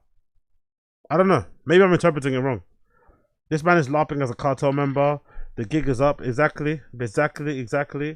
Skip the toe. Exactly. The fuck does that mean? What does matrix proofing yourself mean? Move to dubs? Is that what it means? Energy. You'll never be broke again. I promise you right now. The last time I was broke was November 2023, and that was before I hit my first 10k month. Right? 10,000 in a month. It was 13 days actually. November 2023. I still remember it. Since then, never been broke again, because I understood that money's just energy. I've hit 10k days. What the fuck are you talking? I hate when people say shit like that. Like, money's just energy. You know, you got to attract it. You know, it's only. The thing is, I don't think this guy's a trust fund kid. I don't know what to make of him, but he doesn't come across as a trust fund kid. But the only people I've ever heard say things like, "Oh, you know, money is just an energy, and I just attract it," are trust fund kids. Okay, now bless him. This is another one I get come up on my Reels feed. And look, don't send him don't send anyone in this video any hate or anything. This guy's, bless him, he's only got like 300 followers, but I get every single one of his videos in my algorithm. He's called Ralph Closes, and it's just like no one's buying what you're selling, mate. Like, no one believes you. My advice for you is to get out of your hometown, go experience a big city like Dubai, and understand what life is really about. Yeah, man, you ain't living real life unless you're in Dubai. Yeah, nice. I've written over 100 policies on my old life insurance agency. Here are the top 3 mistakes I made. Wait. What is this grift that he runs like a life insurance agency? That is so boring. Oh my god, this might be the most boring LARPer there is. That's dead. No, he's got a thing called something. I'm gonna blur out the name of it. Something financial. I'm guessing it's like some fucking day trading bollocks. So it's something to do with. I don't know who actually cares. You need to be working every single day, including the weekends, especially the weekends. Cheers. Maybe if I do that, I can run like a life insurance company and like a sales platform. That would be really fun. That's how I'd love to spend my life, you know, trying to sell people on buying sales courses. That would be class. That's the absolute fucking dream, mate. You couldn't motivate me to make a sandwich. So many people in the online money space, they'll work Monday through Friday like they should, but they'll skip Saturday, Sunday. That's where work every single day. You want money? Work every single day, bro. Work every single day. Fuck resting. Work every single day. Please, for the love of God, work every single day. I love it. They're destined to be brokies. Well, they want to spend time with their families. Disgusting. Money is made on those weekends when everybody else is fucking around having fun. You're on your laptop or at your job, wherever, office, wherever you want to be, putting work in. Yeah, while everyone's out having fun, you are working on your sales platform, your B2B... I don't even know what the fuck he does, but it's something boring, I bet. You're working on your B2B sales platform, and you're optimizing every minute of your time. You never get to see your friends or family. You never get to really do anything you want. What's the point in earning all the money if you can't really do what you want? Oh, well, you'll just have like loads of money, and like you can go to Dubai, and that'll be really good. Like you don't really live a true, fully fulfilled life until you go out and live in Dubai, you know. Lower value individuals tend to be needy. Classify someone as a lower value individual. What does that mean? What does being a lower value individual entail? When you know what you want, you're upfront and honest. Fuck, it's just interesting, isn't it? It's interesting the people that do the whole motivating thing online. It goes to prove that anyone can do it, because I look at him and he doesn't look that motivated himself. He doesn't look that inspired. He doesn't look that, do you know what I mean? That pumped. He doesn't look that successful, you know, to me. It's strange that anyone would trust him and believe that he's got all the answers. Like, fuck, you know, but that's what it takes, really. If you feel like you got the answers, if you believe you got the answers, you will have the answers, you know? You will fucking have the answers. In sales, if you're not needy, if you're saying to the client, okay, take your time, if you actually don't focus on the sale, focus on actually helping the transferring energy from your boss to your landlord is crazy. Client, they're going to give you their bank information. Christ, this is so unmotivational. The top comment, I have a friend named Will, and he is a lower value individual. You remind me of Jesus Christ. In order to fall asleep, you must pretend to be asleep first. And that's what? Really? What? In order to fall asleep, you must pretend to be asleep first. In order to fall asleep, you must pretend to be I guess you got to close your eyes and lie there. I guess he's not wrong. And that's exactly how getting rich works. You need to tell yourself you are rich before you are rich, and that's how you get rich. Yeah, he's explaining the LARP here. You got to fake it till you make it. That's what this guy's saying here. And that feels like kind of like the whole point of the financial LARP is. You know, you pretend to have, you know, these cars, these houses, these watches, these whatever, these stacks of cash, this big bank account. And that in turn will attract people buying whatever you're selling, and then that eventually you won't be faking it. That's the idea. That's the idea. I think for most people it doesn't come off though. That's because I prayed for this shit. I wanted it so bad that I was willing to wake up early in the morning, pray for my success. Okay, yeah, all right. This is prime LARPer, sat in his car, hood up, little DJI mic in hand, and the hashtag day trading. Is this guy trying to sell some kind of day trade? Of course he is, some kind of day trading course. I can't believe people are still trying to sell people on that bollocks. Day trading doesn't fucking work. All right, you may as well be gambling. I thought this was like a It does kind of. I guess for some people it works. It's just selling these guaranteed outcomes, you know, and these guaranteed fucking results. That's probably the issue. Like gambling, it probably does work, but you know, you can't teach somebody, oh, I gamble like this, and you can get guaranteed returns in terms of percentages, right? In terms of like 20%. Those things are obviously scams, but are there people out there day trading and making a living doing that? Yeah, for sure, for sure. Just like there's people out there, you know, making a living from gambling. But is that advisable? For most people, no, not advisable at all. Not fucking advisable at all. But again, what do I know? What do I know? Absolutely nothing. Absolutely nothing. Cool. Let's move on. Big up him. DSP Rages at the minute. We're not gonna play that. Don't care. Do you want to do a bit of Locale Live? Yeah, let's do a bit of Locale Live. Keemstar crashes out on Locale Live. Let's see this. Big up Ozzy Cobb. Big up Ozzy Cobb. Holy God, what are you showing me? Come on! Ladies and gentlemen, welcome to Locale Live, the worst podcast on YouTube. They're calling this guy like the Timu PPP in it from Kino Casino. It kind of sounds. They're calling this guy the Timu PPP from Kino Casino. It's fucking hilarious. Boogie and Glammy, how are y'all doing today? Boogie, you're muted. You're muted. I rap because, you know, I've been rapping since I was 15. And I'm not very good at it after 40 years, but I try. Keem came in and said, make Glammy do that. Get Glammy to make a rap song. So Glammy went right to work. She was up till 3 a.m. Working with ChatGPT, throwing her feelings in, then throwing those lyrics into Suno. And then she gave me those lyrics, and I got up and started at 11 a.m. and worked to about 3, making AI-generated video, right, of matching her lyrics. This was not supposed to be what we were supposed to do. Okay. What we were supposed to do was teach Glammy how to rap because she's never done it before. And then get her to do a real life IRL rap. And then instead of generating AI video, we were supposed to send her out with Dave into the wild, I think, and shoot video with the phone and make a reel. So I thought we were supposed to go the AI route. It's kind of crazy how this show died, isn't it? I wonder if this show died because they just started to do the manufactured like content, the manufactured drama. Because they could have done, I think this show could have worked if they just had them do reacting to like, you know, streamer content, live stream fails type of shit. Why did it have to turn into like a WWE thing, like a fake reality TV show? I never understood why Keemstar did that. I never understood why he went the angle of like, okay, cool, let me make it like a fake Big Brother sort of thing, Love Island thing, where all these guys are manufacture these fake storylines and narratives about this person picking up that person getting fired but coming back, these people falling out of each other.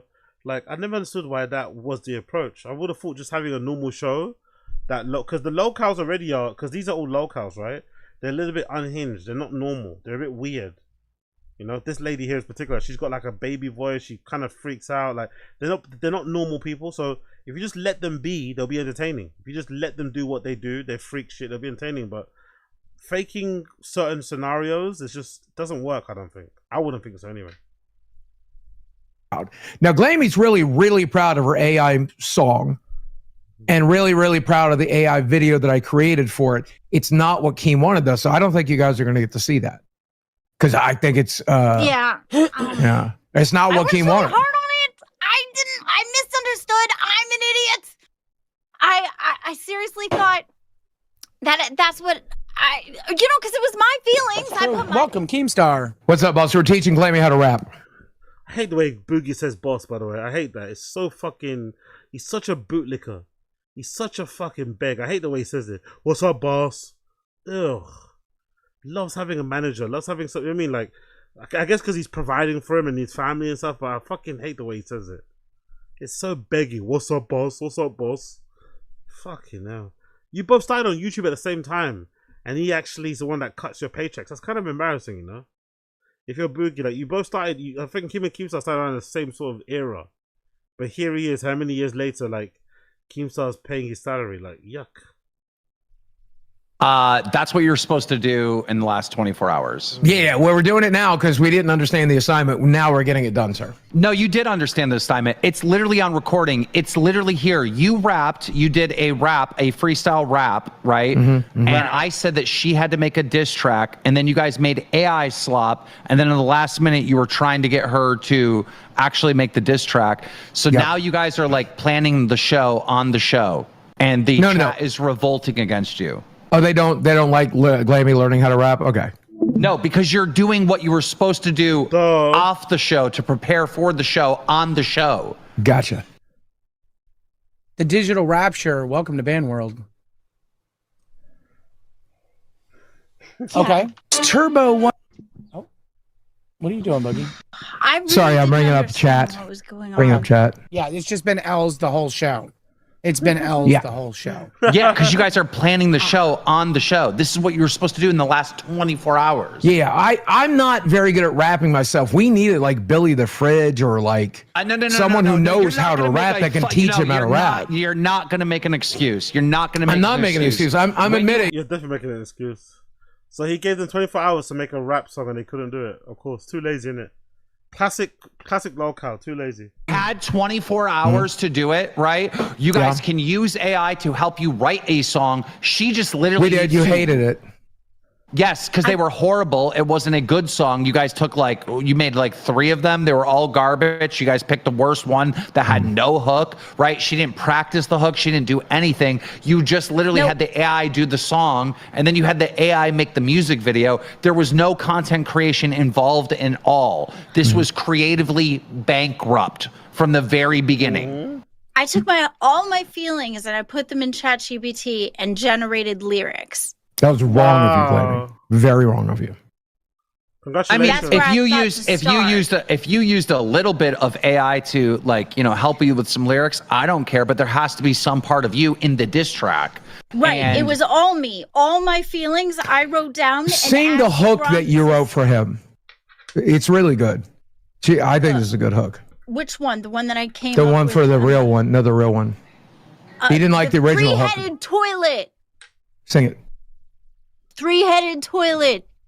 Everybody flush it. Or something of that nature. I can't remember exactly what I said. That's way better than the AI one.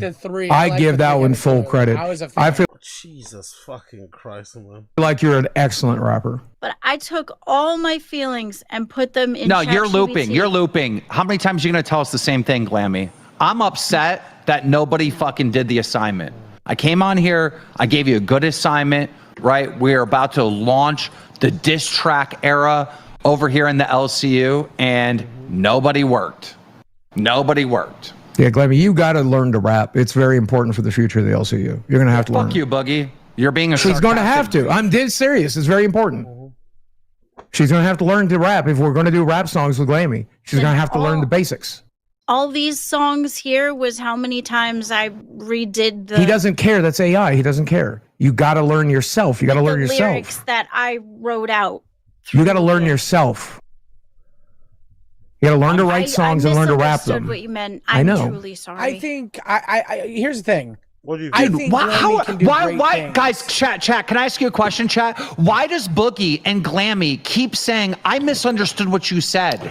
I misunderstood what you said. Why? I'm not going to say anymore. I'm saying, bitch, learn to fucking write songs right now. Gaslit? If I tell you to go make a diss track, right, on your ops to get your feelings out, and then you say, I'm going to use ChatGPT, I'm going to use Suno to make the AI song, and then I'm going to have Boogie use the AI graphics. How is that getting your fucking feelings out? Exactly. Like, there's no part of you in it. Mm-hmm. Okay, I can see what you're saying. Spend that time learning how to write songs and learning how to rap. God damn it. You got to learn that shit. Boogie. Well, you know what is rapping and what is making a song? Isn't that content creation? What exactly did we create in the last 24 hours? Nothing. Exactly. That's true. That's fair. Okay. You're right. Keem, can we have another day to help her work on it? I don't know. It's an embarrassing show, isn't it? Having Keem talk down to you the way that he does, them being because they're locals, right? They're literally helpless. They're literally hopeless and helpless without Keemstar, really. So he talks down to them like he's their dad, treats them like they're fucking shit on the bottom of his shoe. It's so fucking weird, man. It's so fucking weird. I'm so disappointed. I am so fucking disappointed. I did a million things today. A million fucking things today. In the last hour, I see some AI slot bullshit. Yep. We'll work on it a bit more. We'll try to get something worth the During the next 24 hours, we'll record the song, we'll mix it, we'll get her out in the field with Dave with the camera. There are people that are watching right now that were looking forward to this diss track that are not going to be here tomorrow. They're not going to show up. Big up. Thanks for the content, brother. No worries, brother. I appreciate you. Big up Ramrod. Thank you for the super chat, bro. Big up Ramrod. Appreciate you. Big up Ramrod. Anytime, bro. Anytime. You know I'm here for you. You know I'm here for the community. You know. Bro, a very reasonable expectation, and we failed it. Rome wasn't built in a day. Yeah, you didn't get fat in a day too, did you? We're not building Rome. We're doing a fucking diss track. We're working with Glammy here, okay? It's a little bit difficult. I made Dollar in the Woods in 15 minutes. You're probably a better rapper than her. It got 11 million Thank you, views. JoJo with the 10. Is there still a goal to fire Boogie? She says, yes, please, 1,000 members. please. No, it's deeper than that. Me, Boogie, and Mike were on the phone, were on a call last night, and I literally told Boogie, hey, did you get the audio done? Because I knew he was going to make an AI music video, which I was okay with. Right. And then I said, yeah, audio. She's posted it in the group chat. What do you think? And she said, I can't understand the lyrics. I said, I'll get the lyrics and refine it in the morning and make sure you can understand it. Yeah, but I thought that you were using the AI song as a template that she would have to use to sing. That's what I thought you were doing. Well, she can't do Mary Had a Little Lamb. Well, Glammy, rap right now. Rap anything right now. Show them how good you are. Kenworth, welcome to Cash Cow. Right now, I'm super uncomfortable. I feel really stupid. I misunderstood the rap song that was intuitive. That's not bad. That's not bad. For the Christ, these people are such freaks, man. These people are such freaks. Look, we can check out the old Finding the Kids subreddit quickly. I was gonna watch the France and Thingy game, Senegal game at 8, so we've got about 20 minutes left. What's this? Papa talks about his wife's TRT. Wrist wraps, can't believe it. Jesus Christ. Talking about your wife's TRT use on the podcast. Has she agreed for you to share that information, brother? Jesus Christ. Reverse Frankenstein. Look at them. They're blurring the shorts. It's hilarious. They're blurring the legs. They're blurring the thighs. I fucking love it. Oh, so Reverse Frankensteiner. What's your experience with your wife taking TRT? I think I need to get my girl to take it. So she's not like on technically I guess it would be she takes like a HRT. Yeah. Hormone replacement. Yeah. Not testosterone. she takes like a point. Oh, she does take test. 0.01. Yeah. It's so minuscule, but it helps with the energy levels and all the hormones. It's so minuscule that I laugh at it. But that small amount in a woman is so much more dramatic than a small amount in a man. Oh, dude, she's no longer tired. Like her energy, like she used to be tired all the time. Like a lot of women have this problem. A lot of women. Yeah. Probably doesn't help she doesn't drink any water either, right? It probably doesn't help that she doesn't drink any water. She just hydrates or drinks water via an IV, but she doesn't actually drink water. She doesn't believe in it. Can't imagine what her pH balance is like, by the way. As a woman, isn't that like biologically not a good idea to not drink water? Anyway, or physiologically, well, I don't know. Whatever. That's their life. Them the rules. Dim the rules. Sure. Dim the rules. Yeah. Okay. I beg to differ. As far as Logan Paul goes, again, I'm not that famous, dude. Those guys want the most famous guy possible. I would also fuck them up. You like I'm not the one to I'm not the easiest sell, It's not good. Like there's easier options to make more money and win. Like I'm a dad in Austin and I do this fucking show. And I do a few other things. I'm not that famous. And I have a skill set. I would fuck them up. Imagine if it actually happens and this video comes back to bite me in the ass. That'd be fucking great, man. I wonder if this imagine if it actually comes about, if something happens and this video comes to bite me in the ass. That'd be so good. Please happen. Please happen. Baba can get into any UFC event that he wants. Okay, cool. We did that. Platboy and Max needs to stop. Should we do a bit of that one? No, probably shouldn't. Should we? DSP rages, or maybe let's do live stream fails. Let me see what's going on live stream fails. Actually, let me double check and see what's happening on live stream fails. Bear with me a second here. Pick up everybody in the stream chat. Make sure you like the stream, by the way. 27 likes for all this time I've been online. Jesus Christ. Okay, cool. 27 likes is fucking tight. You motherfuckers, man. You motherfuckers. Let's see what's happening on public freakouts before we leave. What we got here? Man calls police on father who took his daughter to a woman's restroom. Man calls. Okay, we don't want to hear that one.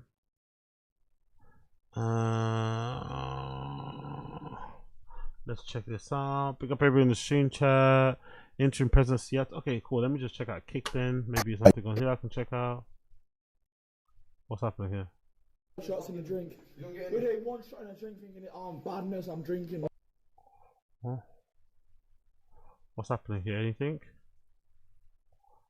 What's happening here? Yeah, when he was on stage the other day, bro. After fucking one night, trying to bro. scrap someone. Man was moving weird, bro. Man was fucking humping tables, bro. Dildo boy. Where's Dildo boy? Dildo boy? Where's Dildo boy? He was scrapping. Ethan. I don't know where the fuck he's gone. Where's he at? Where's he I don't know where he's gone. I heard BK went to scrap and he went to fucking hiding. Mate, he you called said Harris you went out. He called Harris out, bro. Finish the beef for him. What? Me and BK will scrap 10 times a day, I swear down. Literally. I'm looking for scraps, but I was Nah, this guy scrapped no. How much? Japanese or Chinese? 2 guys, was heavy. No, 3 guys. Ed's 75, Drew's like 90 something, Mitchell's 90 something. Wait, I don't think I'm bad, innit? We don't think I'm bad, but people want to get ours because we got. Brilliant, brilliant. No, I said the N word. I fucking said the N word. Oh man. Not even black as well. They're all white. They're begging off it. Facts. No. Okay. I'm just so raw. Sorry, What happened here? On a real, you know I'm not racist. What happened here? Bear with me a second. Fucking guy, bro. I always after you, bro. Listen, if you don't. Stop the boat. Stop the fucking boats. Oh yeah, like fully stop the boat. Stop the fucking boats. Fuck the fucking immigrants. That's me, HS, right here. My fucking full white, pure blood English Brit. Fuck the blacks. Fuck the Asians. Coming into our fucking country and stealing our fucking jobs. Huh? Young baby. You're 19 though, remember? Oh yeah, I just turned 19 today. Oh yeah? Wait, Harris, are we making up now, yeah? Can we all make up? Yeah, go on. No, should we all three-way kiss? Yeah, go on. Right. Come on, let's do it, let's do it.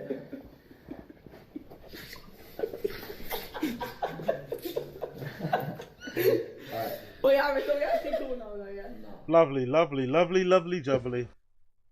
I'm 18. Oh, fuck. No, oh, don't be rude. I'm not being rude. You're just fucking young, innit? Have a great holiday. Thank you. No, I you're need not. a piss, bad. I love you and Ed Matthews. What happened with you and Ed Matthews? Nothing happened. Have you not? Get on for me. Go on. Your eyelashes are a little bit too long now. Oh, there, sorry. I'd say cut them half an inch. And then Alright, I'm sorry. that's it. No, you don't need to be sorry. Do you know what I'm saying? Have a great holiday, though. You are nice. Give me a fist bump. No, I'll give you a fist bump. You seem like a dickhead online, but you are nice. I'm a nice guy. No, I'm a nice. then. Go on then, come here. Jesus Christ. Right, see, both like black boys. What about mixed race boys like myself? Yeah. Am I right? Yeah, what? So, I was having a free. Jesus Christ. Everyone knows I fly out underage people. That's nothing wrong with it. He told me he was 19. Wait, how old are you? 23. 23 with a 16-year-old. Oh. Oh, shut up, 19, bro. Back it, bro. Straight on. Oh. With a beautiful little face. Yeah, we need a fucking lighter. I can't keep running for the toaster. It's hot. Yeah, in here. Wait, can we go shop? Leg work, mate. Oh, well. I don't.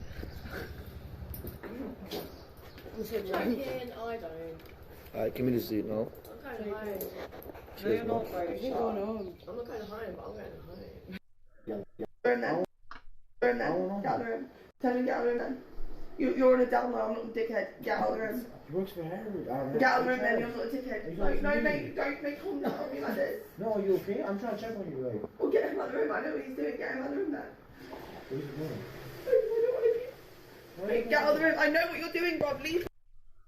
What's going on there? He'd rather his mum. Wait, time out. Why is it early to tell me that you wanted to put the stick inside you? Yeah, he literally. Jesus Christ. Wait. Cool. I think. No. No.